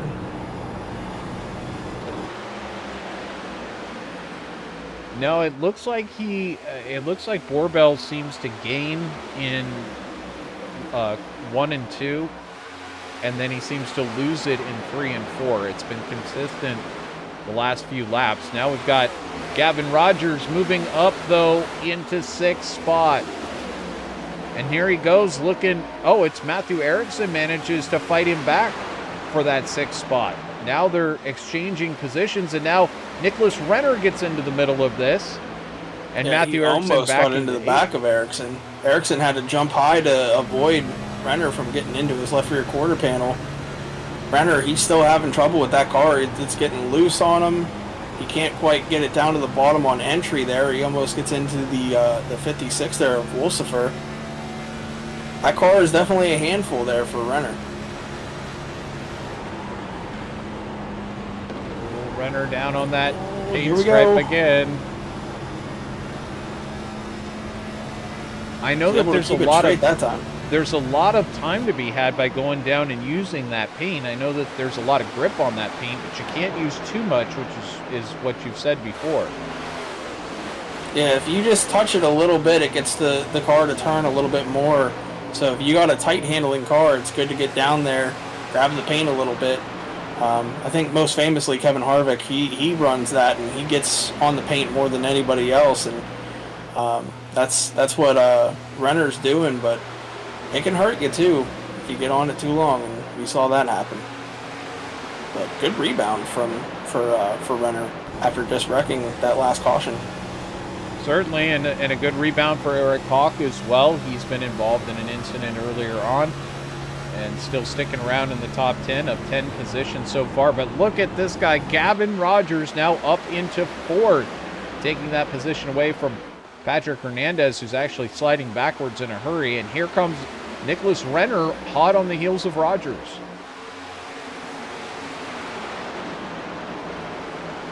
Yeah, he's going to follow in line with Rogers there, using the bottom.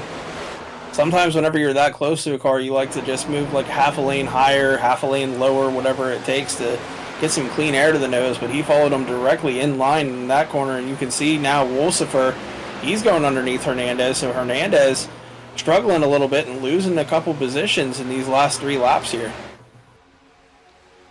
Well, Stephen Borbell so far has been the class of the third stage here tonight. Ronnie Norman been holding on in second place.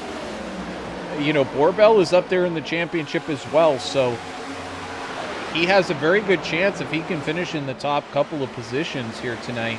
He has a very good chance of walking out of here in that top 2 or 3.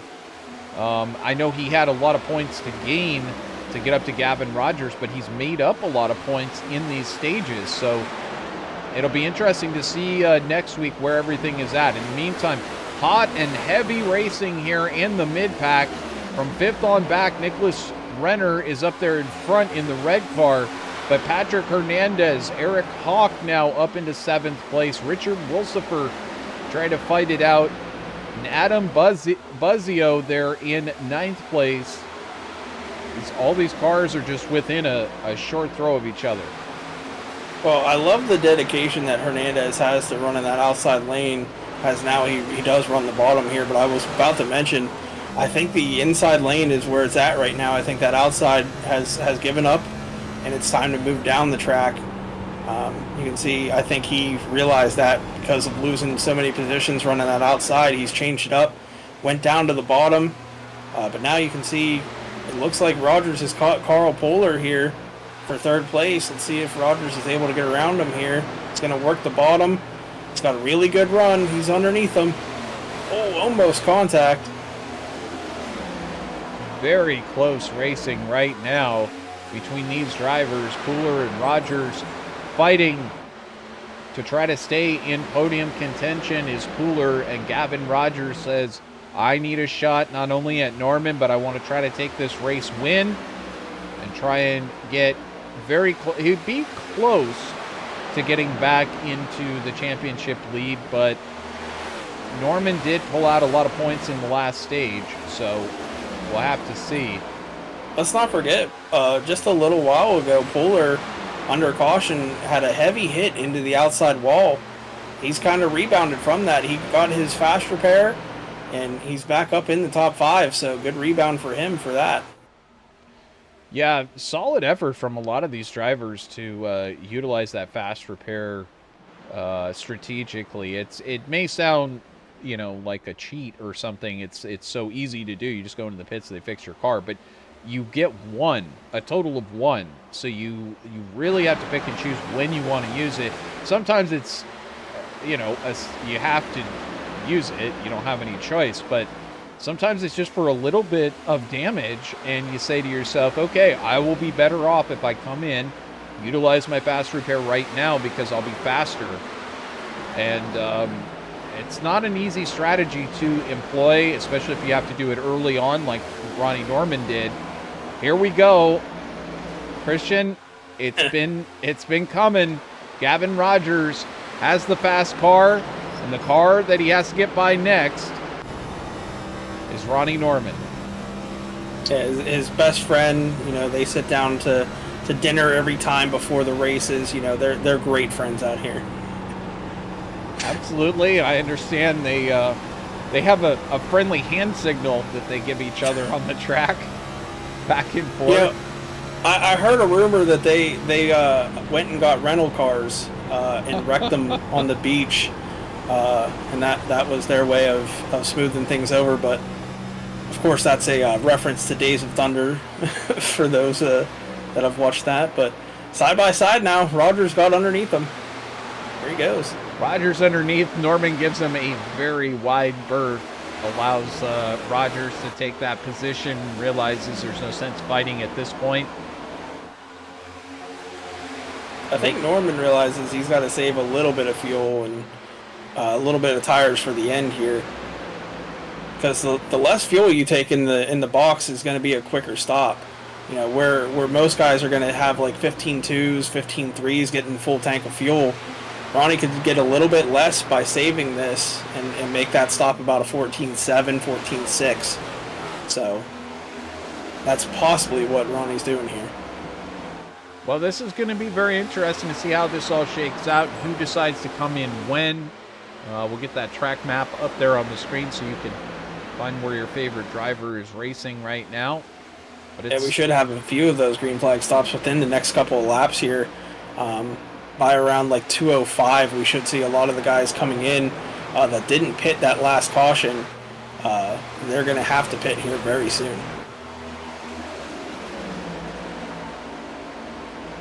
Well, Stephen Borbell was in on lap number 152 as Gavin Rogers goes for that lead, and he gets it.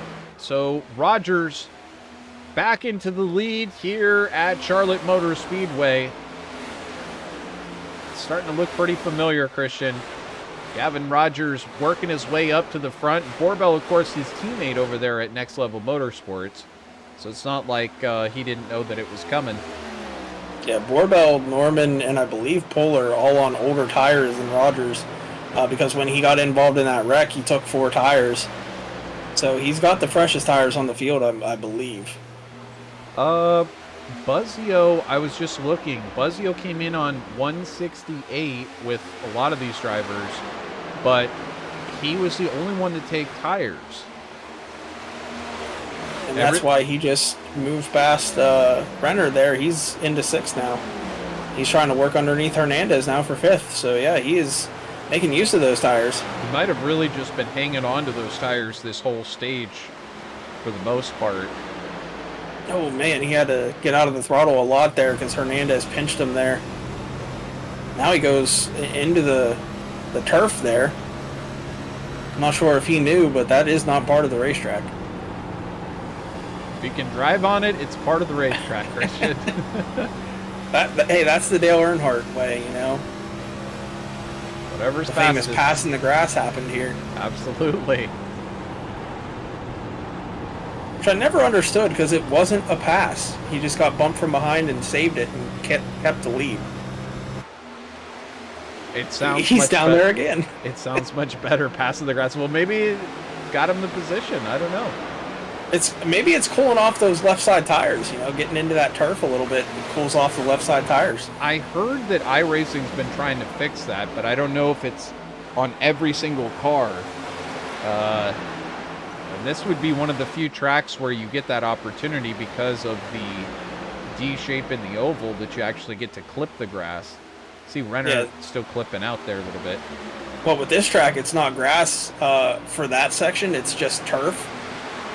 The infield part is still grass, but that section was made turf because of the road course. So it is not real grass. Interesting little tidbit there. It is. Very interesting. Not real grass. The more you learn. That's why we have Christian Snyder here, is because he brings this wealth of great knowledge of all of these tracks. NASCAR racing. I mean, that's one of the reasons. Yeah, I wish they would go to synthetic turf at a lot of these tracks because you see, like, after a heavy rain the day before, the grass is still wet. And then you see things like what happened to Chris Buescher I think it was last year or 2 years ago when he flipped in the grass multiple times. It was because the car dug into the grass.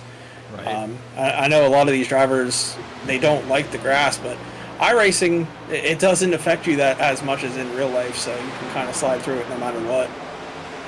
Well, Buzzio has now moved his car up into the top 5. On the subject of grass, of course, that was the big factor at California Speedway. I know it was probably before your time, Christian, but California Speedway back in the day when Greg Moore was tragically killed out there, they actually had grass in turn 1 and 2. I'm hearing a car going around out there. That may be Patinko. It is. Oh, keep it off the wall. That's not how you arrive at your pit stall.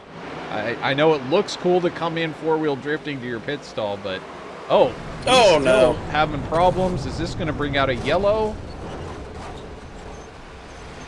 He hit a bump there, it looked like, on the exit road there, and it just sent his car sideways, but he's going to get back going now. He's got to be careful. He can't go up the track too early here. We'll have to back it up a little bit further. Let's check this out. Does he have help here? Oh, he does. He does. I heard him say That was Renner. "ka-chow" just as he was working his way through. Unfortunately, I didn't get to it until too late with the camera. Let's see if we can check it out. He kind of comes up the track onto Gavin. I mean onto Renner. There's no place for Renner to go. Yeah, that's a not a ka-chow. Yeah.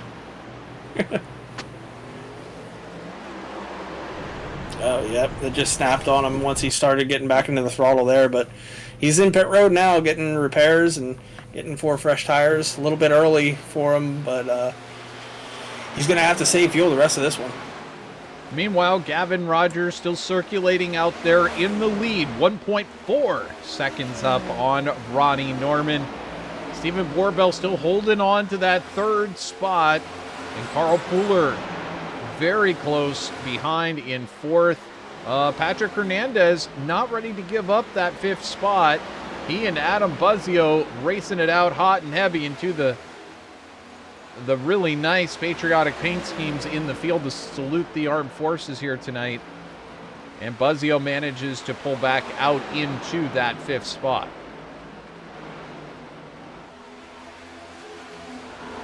I'll tell you what, they weren't kidding when they said this would be a long race.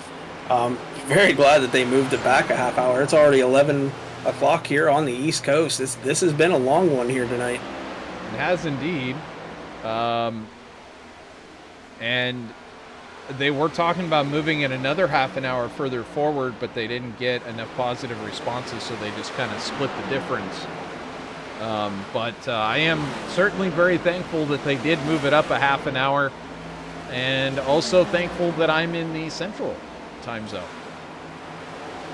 Very lucky. I'm in Florida, but we're not all in the Eastern Standard Time. Really?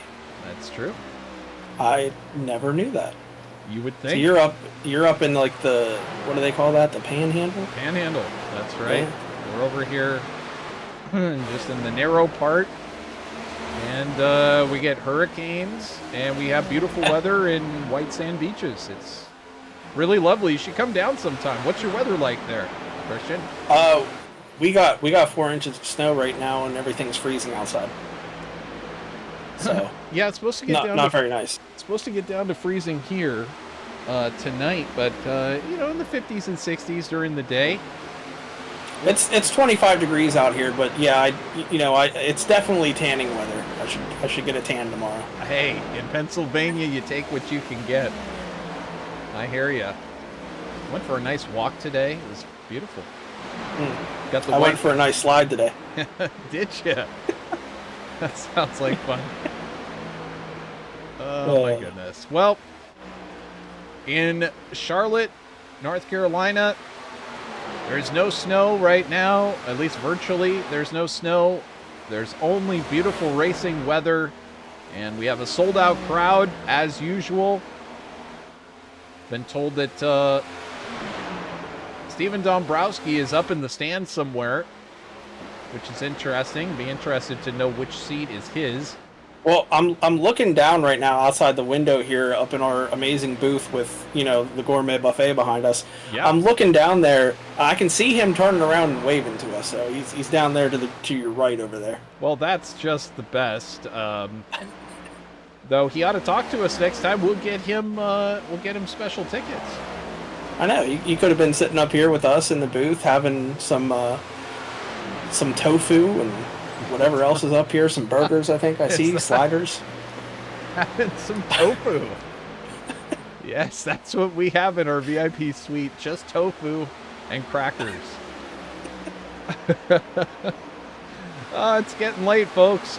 But I'm so glad that you're still with us here live on VirtualRacing.Network. Cranking down the laps. Just got about not that many more laps to go. About 40 laps to go. And we will be seeing who will take this victory. Now, the question is, are we going to have a late race caution that would dramatically affect the outcome of this race? Will someone decide to take that undercut? Ronnie Norman did it before. Well, here's Borbell taking the undercut, but he's pitting with 53, 54 laps to go. That's a little outside the window. Yeah, if they get the caution, he could kind of hang out there, but then if he get a green-white checkered, he'd be hung out. Ronnie Norman pretty much in the best place to make a call like that. If Gavin Rogers decides to come in, Ronnie's probably going to have to respond within a lap. Yeah, right now, Gavin Rogers, his strategy, although it was kind of forced on him, is working to his favor. He had to pit whenever he was involved in that wreck, get 4 fresh tires, but that allowed him to go out here and get the lead because everyone else didn't take any tires. So it's kind of best case scenario for him getting involved in that one. And now Norman, Polar, Hernandez, they're all behind, and they're going to have to do something in order to get ahead of Rogers. But Rogers is just going to pit whenever the first person does, just so that he can defend that lead.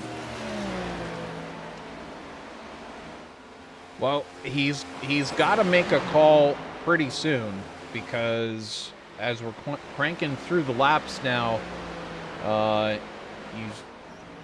let's see, he came in on 168. I mean, he's got to be getting close. You know he's going to take it as far as it'll go, but we've had 1 caution since then, I believe. So maybe until lap 220. 220, 221 might be when we would see them. Richard Wolsifer coming in right now. And this is when it's open here. This is open to making it to the end. You just got to save a little bit this lap, but this next lap, you shouldn't have to save it all. It should be full throttle to the end. So we'll see who chooses to come in. It looks like Polar and Buzzio coming in. Looks like Hughes also coming in. Yeah, if you take a look at the lap times right now, you'll see why. Last lap, 30 seconds for Stephen Borbell and 31 seconds for Gavin Rogers. It's that simple. Drivers like Nicholas Renner, 31.91. So some of these drivers really starting to suffer on these older tires. And as a result, Borbell almost 2 seconds a lap faster than Renner, who's sitting in 6th place. Hernandez into the pits there, one of the top 3 drivers now pitting, so this may cause Norman and Rogers to react there. Eric Hawk also coming in. Yeah, I would be watching Hernandez. He's been a fast driver. If he's making it in, then certainly he might be somebody who's worth responding to, but Gavin does not seem to be in such a rush. And Ronnie Norman and Matthew Erickson, although separated by 13 seconds, teammates now sitting in 2nd and 3rd. And them staying out this long may be because they're trying to catch a caution. I believe, if I'm not mistaken, Rogers and Norman are on the same strategy. It's just that Norman didn't take any tires. Well, as a result, though, Borbell... Oh, Rogers is in. Well, Rogers does come in. Okay, so... Oh, and a yellow comes out. Oh, my goodness. You have got to be kidding me. Now, the smart thing... Oh, no, Gavin, don't do that.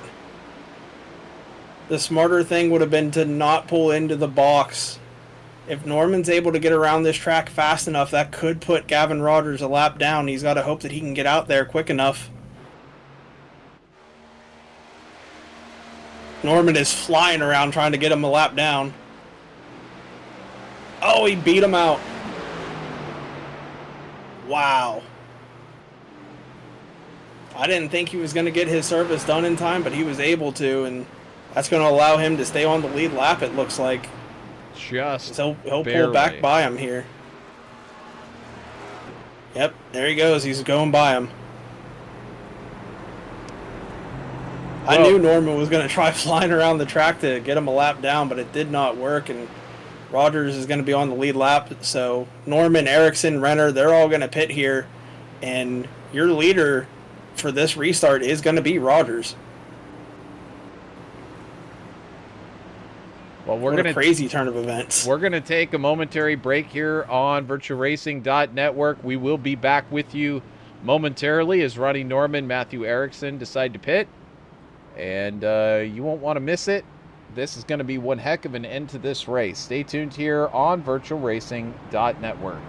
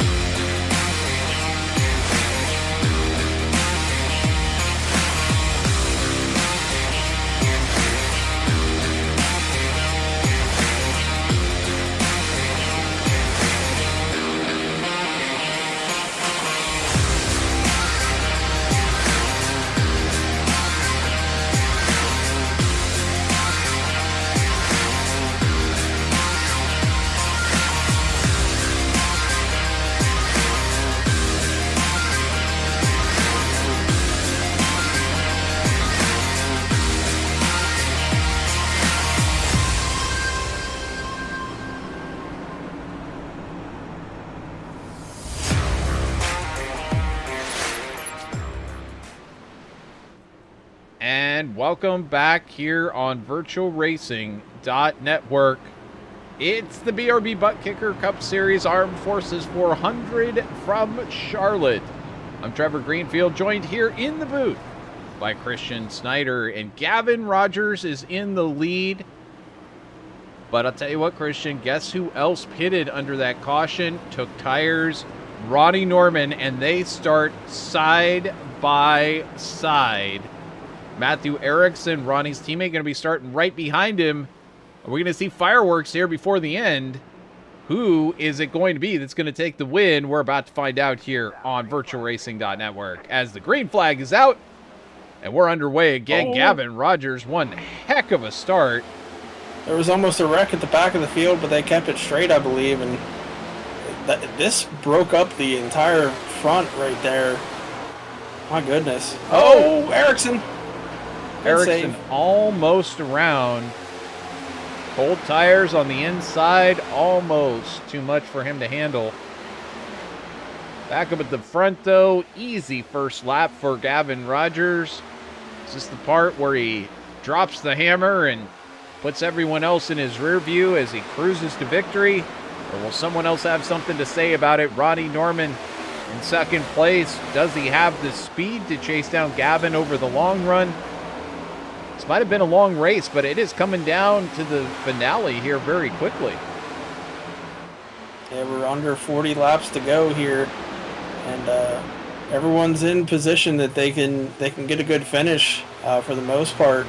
You know, a couple guys have had some tough breaks, Quarter, Maddox, but at one point Maddox was 20th, 5 laps down, and now due to all the wrecks that happened, he's found himself in the 13th position. So good rebound there for Maddox. Yeah, and you know, in a championship, it's just all about continuing to fight. Just try to get as many positions in a long race like this as you possibly can. You may not be able to get all those laps back, but if other drivers sort of drop down and drop out, you'll pick up a spot or two, and you never know. You might find yourself in a battle with somebody on your same lap. Hey, that's the Sector 2 time that time for Ronnie Norman as he starts to claw back into this lead of Gavin Rogers. This is going to get interesting between these two.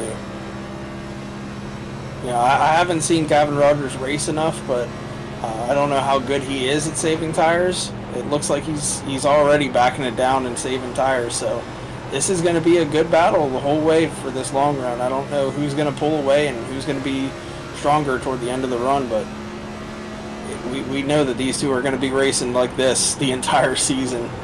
Personal best lap last time for Ronnie Norman as he closes in. It's just 1/10 of a second. Just a car length now between himself and Gavin Rogers. Toyota versus Ford. He's going to go to the high line on Gavin Rogers. Here comes Ronnie Norman. Stormin' Norman back up into the lead at Charlotte. Oh boy, here we go. Will we see the chrome horn materialize here in this race? Will one of these drivers be shown the early way out of this race? Contact. We see some contact there on corner entry, and Norman and Rogers going to fight it out here with just 35 laps remaining. You know who's loving seeing that ahead of him is Borbell. He's seeing them bang doors and battle side by side. It's going to allow him to catch up a little bit.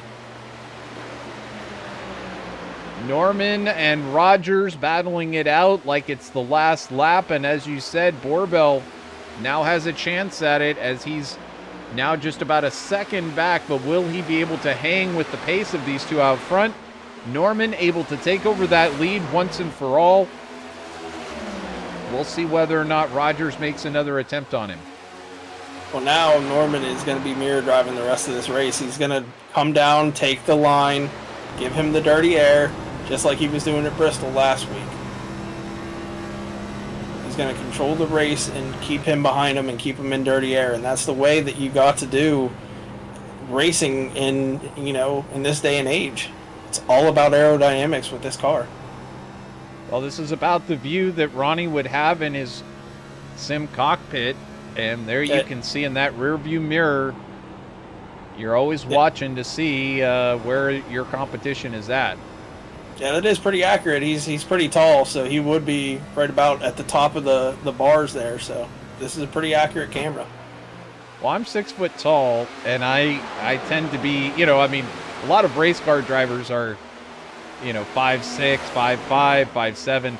I'm 6 foot, so I'm one of those guys who in an open cockpit car, my helmet sticks up a ways up to the roll hoop.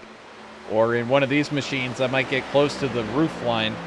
But, you know, always you got to raise the view up a couple of inches so it replicates what it would be like in real life. Yeah, he, I believe, is 6'2" or 6'3", I think. So he's tall. He's a big guy. Yeah, believe it or not, you know how over in Nora, Josh Conover, he races in real life. He's 6'6" or 6'7", and he races those little midgets. That's amazing. Yeah, he looks tall in his photos for sure. I just never really stopped to ask him that question, but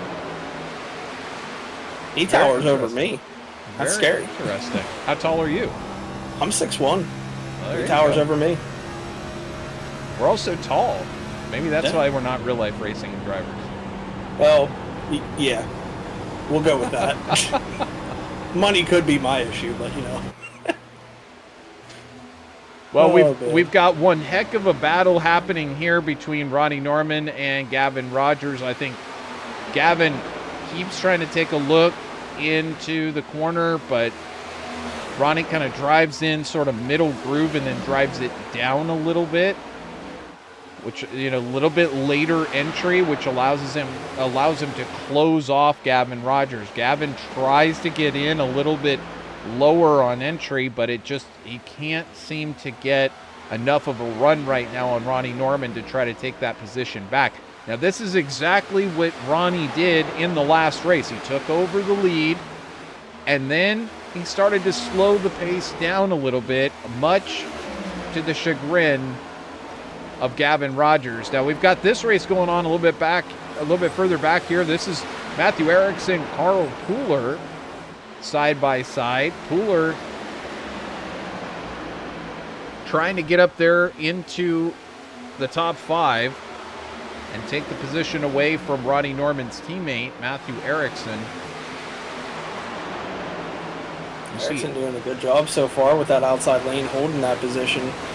Maybe the outside's starting to come back a little bit here, but now you see Polar, he's going to pull away a little bit on the bottom, just like maybe a bumper ahead of Erickson now.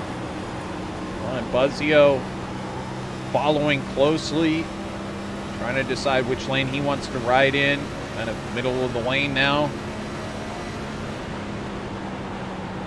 Buzzio, what an amazing comeback effort tonight. Able to recover a couple of laps at least. I know at least 2 laps and get back onto the lead lap. And as a result, he's now running in 7th place. And here he's going to dive down to the low side on Matthew Erickson. Is he going to have enough of a push to get the position? So far, the answer is yes. And I don't know who it was at the line, but right now, these two fighting hard.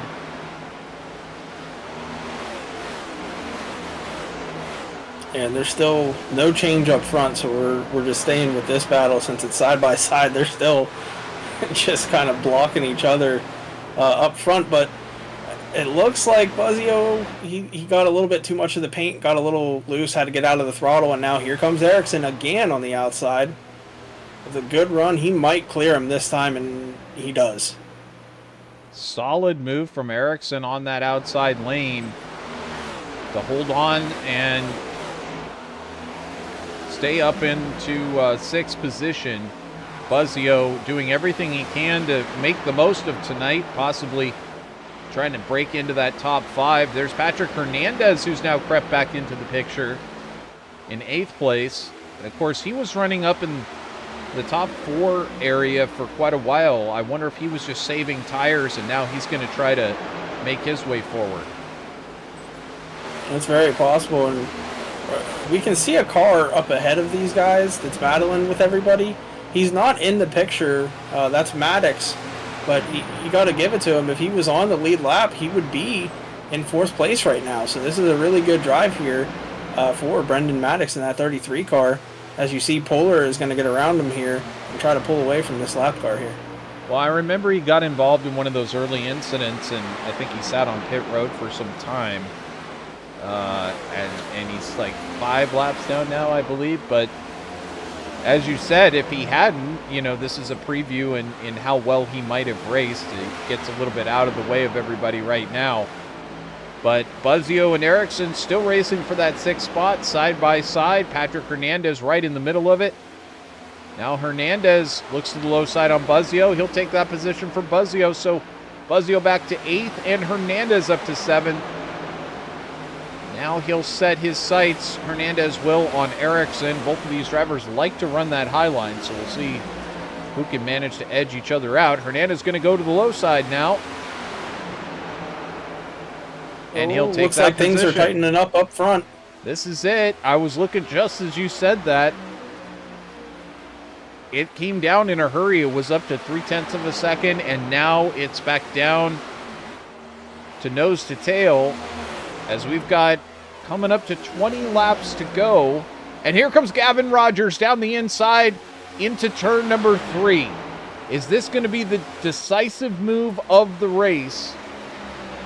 With Rogers now poking his nose underneath Ronnie Norman. And at the line, it will be Rogers who will lead, but Ronnie Norman still hangs on the outside of the track. They stay side by side down the back stretch. The crowd no longer in their seats. They are up and cheering on these two drivers who have been, going at it all night. These guys have had a difficult race on their hands all night long. And if Ronnie Norman was tired before, Christian, I mean... I think the adrenaline woke him up a little bit now. He's having to put some extra work in here to close this one out. But, I mean, when you got your arch rival in the series and you're racing side by side with him, this is the stuff that racing dreams are made of right here. How many laps do you think these guys can do this side by side every single lap? This is the 4th lap in a row, side by side at the line. Well, Norman has been in the lead the last 2. It hasn't allowed Borbell to really close up. He is closing up a little bit now, but 2.7 seconds back to Borbell in 3rd. Norman slid high. He slid too high in that corner. Now he's going to cross him over, though. And now they're just going to switch. They're still going to be side by side, but they're going to switch lanes. Oh, Norman, he got a little too hard in the corner, had to get out of the throttle. That's going to give Gavin Rogers the lead. Yeah, and I don't think Norman likes to run that low line nearly as much as he likes running the high line. Yeah, he likes running the middle to high line most of the time, but the inside, it's not terrible for him. He has found some speed down there at other tracks, but tonight he's been kind of a high side guy, so we'll see how he can rebound. But Borbell back here in 3rd. He's got Renner behind him, about a half a second behind him, and having a good run there for that number 2 car. Indeed. And I just realized there is a smiley face on the front of the Lightning McQueen car.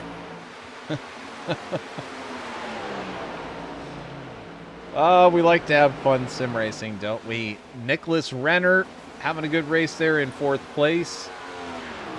He's dropped a position from where he qualified, but at the end of one of these types of races, you just got to be happy to finish and end up in the top 10 and top 5. It's a solid race to end up in 4th place if he can finish there. But of course, should we get a late race caution, which is a possibility, it could really change everything here. I don't know that that's what we're going to get. I'd like to finish it under green. I think a lot of these racers would, but hey, it is what it is. Sometimes that's when it happens. So we'll keep an eye on that. Carl Pooler back here in 5th place. He's got Patrick Hernandez just behind him.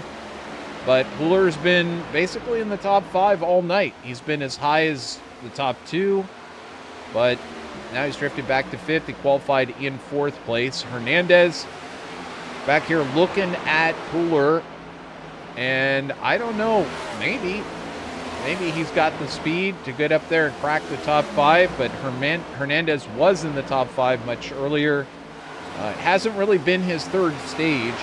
Buzzio, we talked about his big comeback.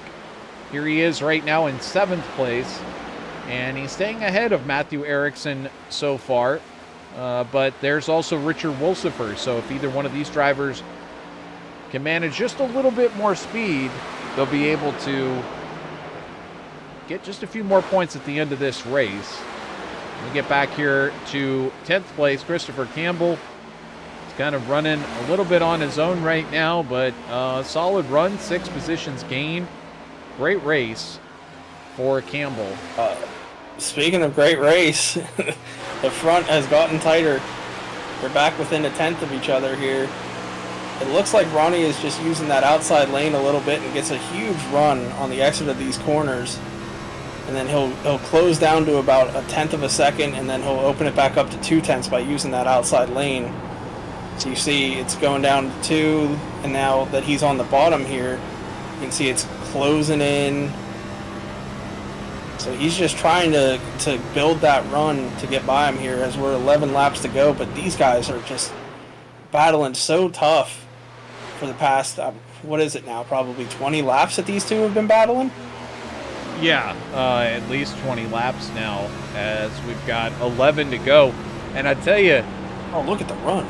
Big run as he goes in the entry. He goes very high, and then he's doing a very late apex through the corner, and it is really working to his advantage. Although it looked like Gavin got a little bit better of him in the mid corner there, and he was able to pull out a little bit better. Wow, Rogers really solid in that mid corner, but good run off for Norman, though that lead has now stretched back to 3/10. So now Norman going to cross over and come in for the early entry into turn 3. Well, Rogers is giving him a little taste of his own medicine from last week. He moved up the track when he saw Ronnie using that outside lane, so that's going to force him to now use the bottom, and now you can see Rogers going to go to the bottom, Norman going to go to the top. He's trying to just get clean air to that nose, and that allowed Rogers to now pull away to half a second. Let's see if Norman can reel him back in, or if it's too late here for the 32. Indeed, it might be too late, but we'll keep an eye on that battle. Hernandez to the high side on Pooler. Under 10 laps to go. It'll be 7 the next time around. Hernandez just not quite able to get up there and tackle that limitless eSports machine for the top 5, but he's still got a few more chances here tonight. Look a little bit further back, there's Ericsson, and he's now losing ground on Buzzio, actually fairly rapidly. I've seen it deteriorate 3/10 of a second now for Ericsson, so looks like his chances of potentially improving are kind of fading. And back in this lead battle, Gavin Rogers, with these tactics late, has been able to stave off the advance of Ronnie Norman, and it's now all the way up to 0.6 of a second. With yeah, I was questioning his tire saving ability. I don't have to question it anymore. He is very good at saving tires, as he is starting to pull away from one of the best at saving tires, in my opinion, of Ronnie Norman. Well, you can save tires, and certainly that's a great advantage if you can save tires. But what are you saving them for? At some point, you have to make a decision. I'm going to use up my savings. And do you use it? When do you use it? It's really difficult strategy to make. It's certainly easy to say, oh, well, it's 5 laps to go. Now's the time for me to use it up. But if you get the opportunity to seize the day with 15 minutes or 15 laps to go, do you use it then and use up your 5-lap advantage right then? Do you wait until 10 laps to go? When exactly is the right time to use it up? So, possibly Ronnie used it up to get up there and try and get up next to Gavin Rogers. And when Rogers started basically throwing him some dirty air, it basically made the strategy unworkable for Ronnie Norman to be able to get by and make the pass. And then there's always, it's one thing to catch, it's another thing to pass. And with all this dirty air, especially if somebody is in control who knows how to throw that dirty air at the car behind, it can be darn near impossible to try to make a pass here at a track like this. Yeah, and you were talking about when was the right time to go. I think Rogers figured it out that 15 to go was the right time to start pushing the car, and he was able to pull away significantly from Ronnie. So I think 15 laps to go is the right time to say, all right, time to drop the hammer. Well, taking a look at our third place car right now, Stephen Borbell, he took the second stage of tonight. It's been a solid run for him. He's been a terrific contender here tonight. Hasn't really been able to lead a lot of laps. He did lead some in the second stage, but it's been all Ronnie Norman in the first stage, and then somewhat here in the third stage. But you got this guy, Gavin Rogers, who's second in the points coming in here. He's taken one of the victories, and right now he is just one lap away, Christian, one lap from taking victory here in the Armed Forces 400. Yeah, the only person that can take this away from him now is himself, so he's just got to run a very clean turns 3 and 4, and he'll be the winner here at Charlotte. And winning here in a 400-mile race, that's something. This one was a long one for these guys. It's been 3 hours, and finally, Gavin Rogers is going to be your winner here in the Armed Forces 400. Terrific victory for Gavin Rogers. Ronnie Norman taking second place with a amazing effort, but just not enough to overcome Gavin's speed advantage here tonight. And Stephen Borbell is going to take third place. We're going to get the final results together, have a chat with our top 3 finishers here. Stay tuned on VirtualRacing.Network. Still lots to come.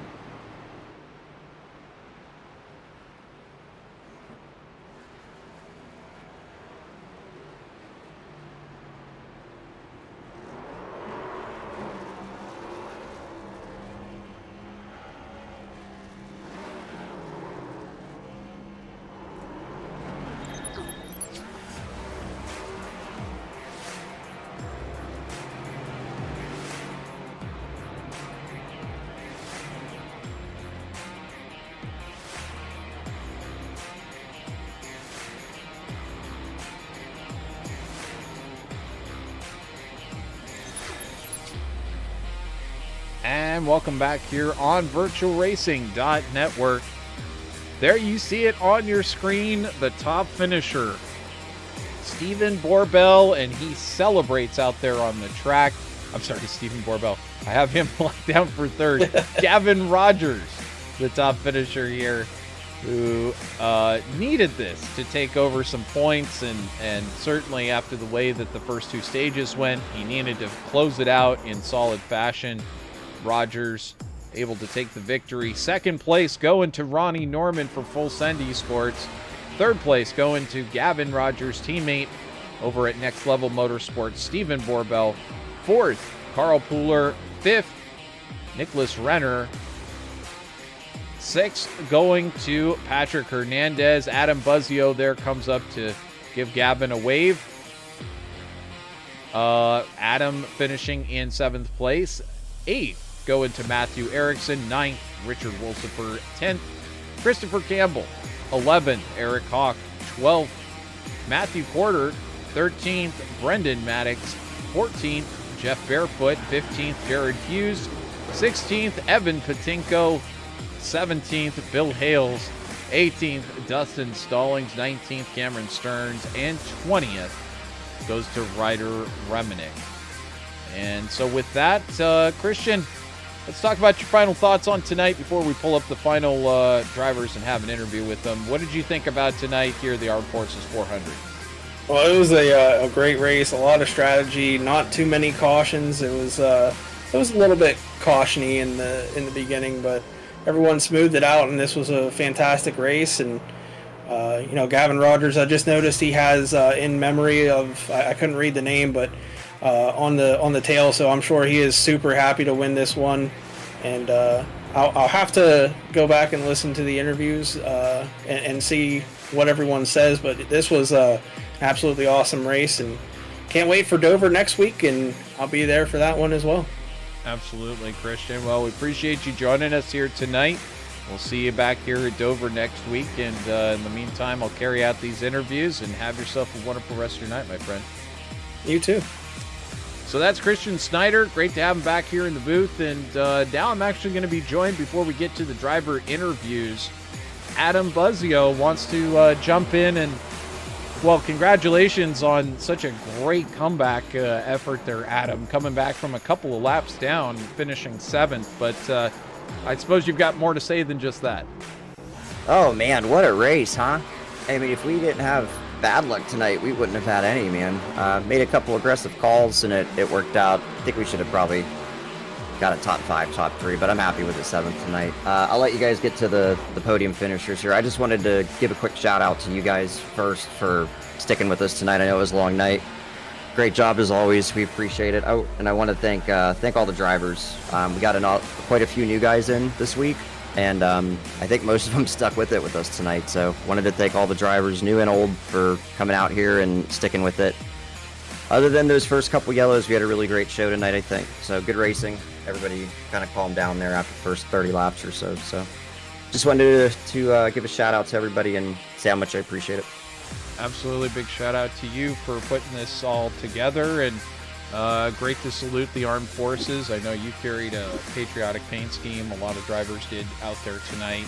The winning driver ended up carrying it. And of course, Ronnie Norman did too. So it was a lot of fun to see these patriotic paint schemes out there tonight. And congratulations on everybody surviving such a long night. I know, no kidding. Yeah, I'm a vet myself, so it's important to me that we try to honor them in any small way we can. So I couldn't see which branch you served in. I was in the Navy, but I was with the Marine Corps for the majority of my time. I was a medic. I was what they call a corpsman. So I was actually only on a ship for about 2 months. But awesome. My dad was a submariner, so hey. Different breed, man. That's a different breed. Luckily I'm too tall. So I hear you. Well, thank you so much for your service. We do appreciate it, and it's always great to salute those here and abroad that continue to keep us safe, so we can go out there and do some silly sim racing. Absolutely. All right, guys. I'll let you get to the podium finishers. Thank you guys so much. You too. Thanks, Adam. So with that, we're going to try and talk with our 3rd place finisher, Stephen Borbell. Let's get him here in the booth, and he's managed to climb out of the car, and he's got 3 different branches of service on the car there tonight. Stephen, congratulations, 3rd place here tonight.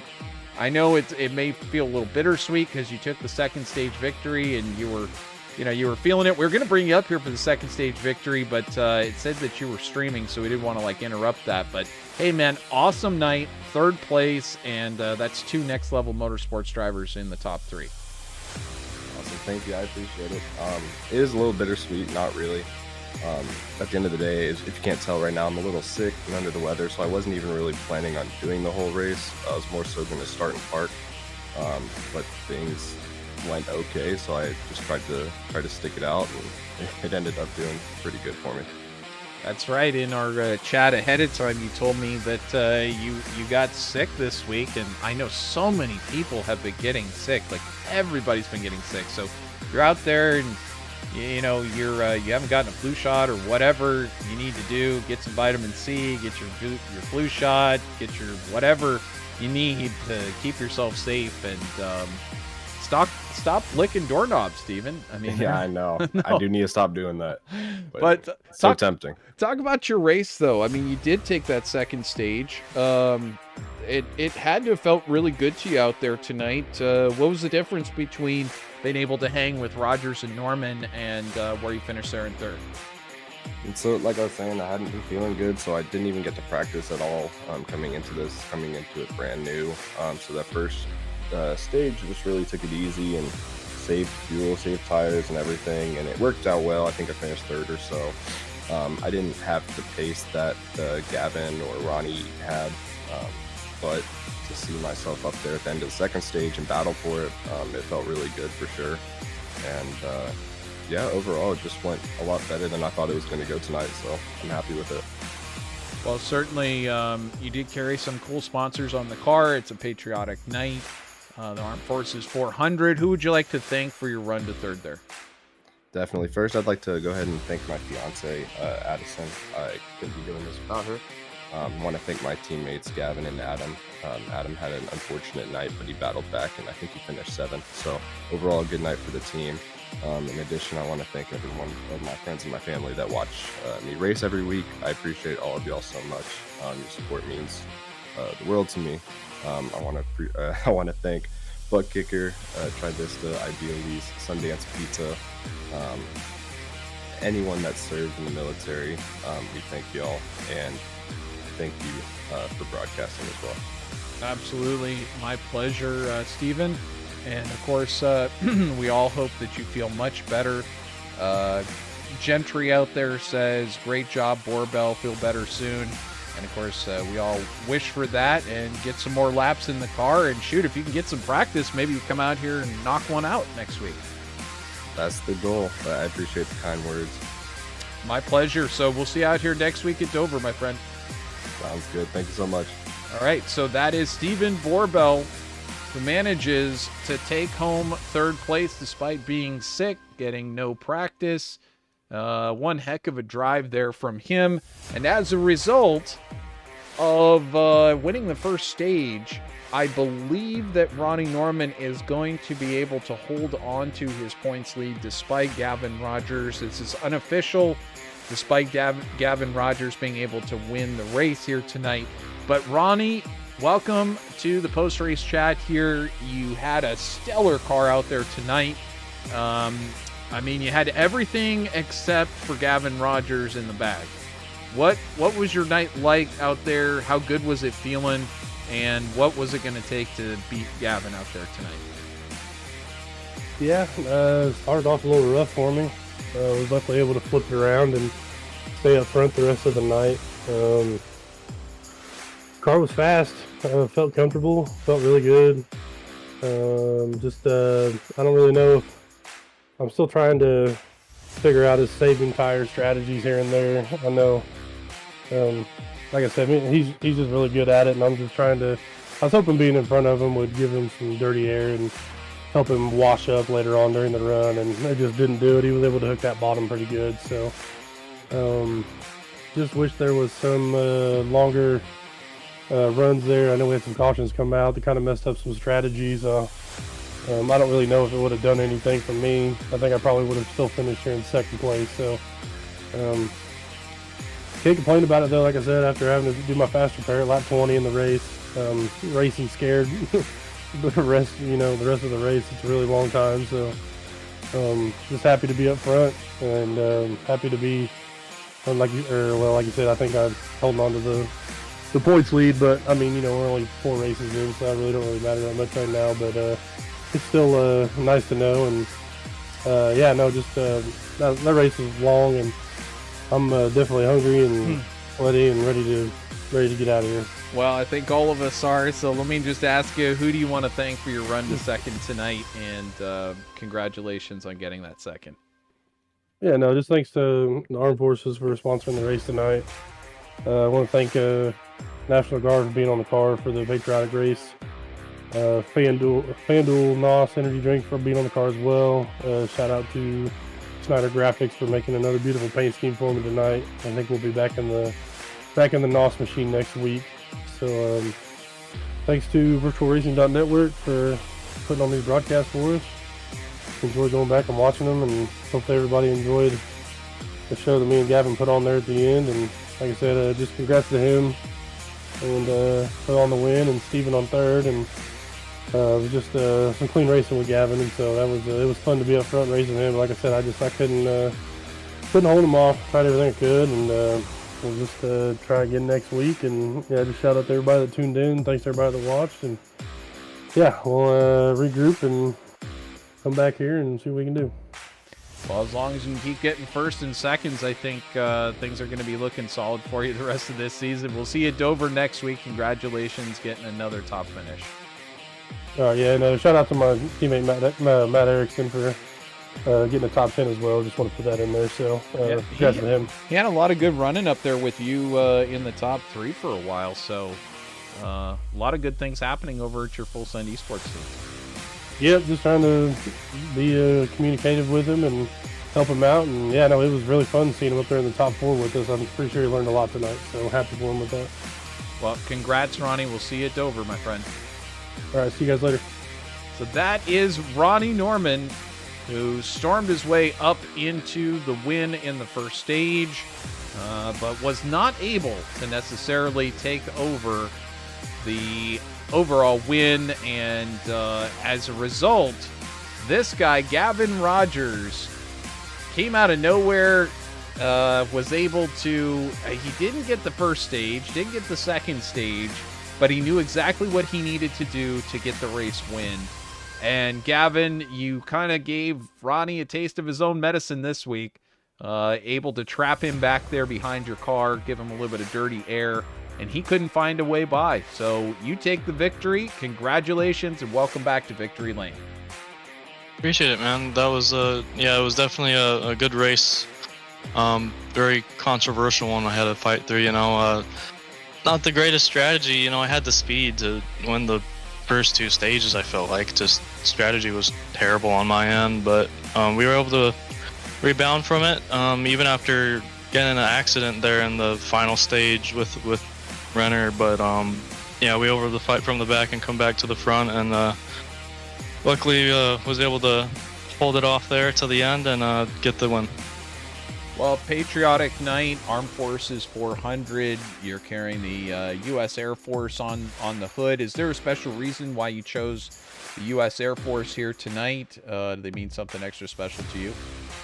Yeah, this race was really dedicated to my 2 uncles who work at my local base, the Luke Air Force Base. And if you look at the top of the car in front of the number, it's my uncle's name. He passed away in 2018 to a heart attack, and it's definitely an emotional one. But this one was definitely for him and my uncle Johnny, who's also on the car. Should be somewhere. I'm not sure. It's been a while since I raced the car, but yeah, definitely they could dedicated this to them. Well, you had some other fans as well in the YouTube chat. Let's see, Gentry and Donna Lee checking in for you and rooting you on out there tonight. Gentry saying that wins for you, Johnny C. And also Donna Lee saying he did for JC. So, and in memory of Jeff Schoen. So, you've got your fans with you rooting you on. You got your uncle's name on the car. Pretty special thing to come home in Victory Lane. And not to mention, obviously you got a chance to take on Ronnie Norman, but hey, it's a good chance for you to get back towards that championship lead as well. For sure. Sorry. Definitely didn't have the greatest points in the first 2 stages to really get those points back to gain on Ronnie. I probably lost a little bit tonight, to be honest, but I definitely feel confident in my ability to just continue to dominate and do what I've been doing, just trying to win races and just gain it back and hopefully get that top spot here before the playoffs. Well, it was brilliant to watch you and Ronnie going for what seemed like 20 laps in a row. With like 35 laps remaining, you guys were out there side by side. At one point, we thought Steven Borbell might be able to take advantage of that, but he was not able to. He was actually under the weather tonight. But it was really awesome to watch you guys racing side by side out there. Who else would you like to give a shout out to for your run to the top tonight? Yeah, I want to shout out both my teammates, Adam and Steven. They both had things to fight through tonight. Adam with that incident he got caught up in earlier tonight, and also having, I believe, a speeding penalty in that first green flag stop, and it ultimately put him about 2 laps down, I believe. So he came back from that. I believe he got 7th, and just good effort from the team overall. I also want to shout out all my family watching, and shout out to all the sponsors in the league. Sundance Pizza, Ideally, Trivista, and Buttkicker. And shout out to you guys. You guys have been doing a great job broadcasting us. We've been real impressed with you guys. And I believe that's it. Well, fantastic job. Of course, as I've already mentioned, we're going to be coming back next week here on VirtualRacing.Network. We'll love to keep continuing to do this coverage of Rogers and Norman fighting it out for this championship. Will Borbell be able to work his way in there? Adam Buzzio right there in this championship as well. Still so many races left to go. Dover next week, then Coda. We'll be at Atlanta and Kern County. All kinds of great races coming up. Congratulations to you, Gavin. Fantastic win, and we'll see you next week here on Virtual Racing. Appreciate it. That is Gavin Rogers for Next Level Motorsports. Solid finish from him, and what an amazing race from all these drivers to keep it together for all of those laps. Anybody who joined us tonight, stuck around, you deserve a prize. Certainly appreciate it, and we'll get out of this one quick. But I appreciate everybody joining in. Don't miss next week here on VirtualRacing.Network. I'm Trevor Greenfield. Everybody here at BRB Buttkicker Cup Series, Sundance Pizza, Idealese, Trivista, and of course the Armed Forces. Thank you so much for all of your service and your protection. We'll see everybody next week right here, not the same time, a half an hour later because it's a shorter race. So 7:55, 8:55 Eastern Time. We'll see you right here on VirtualRacing.Network. Until then, have a wonderful rest of your week. So long, everybody.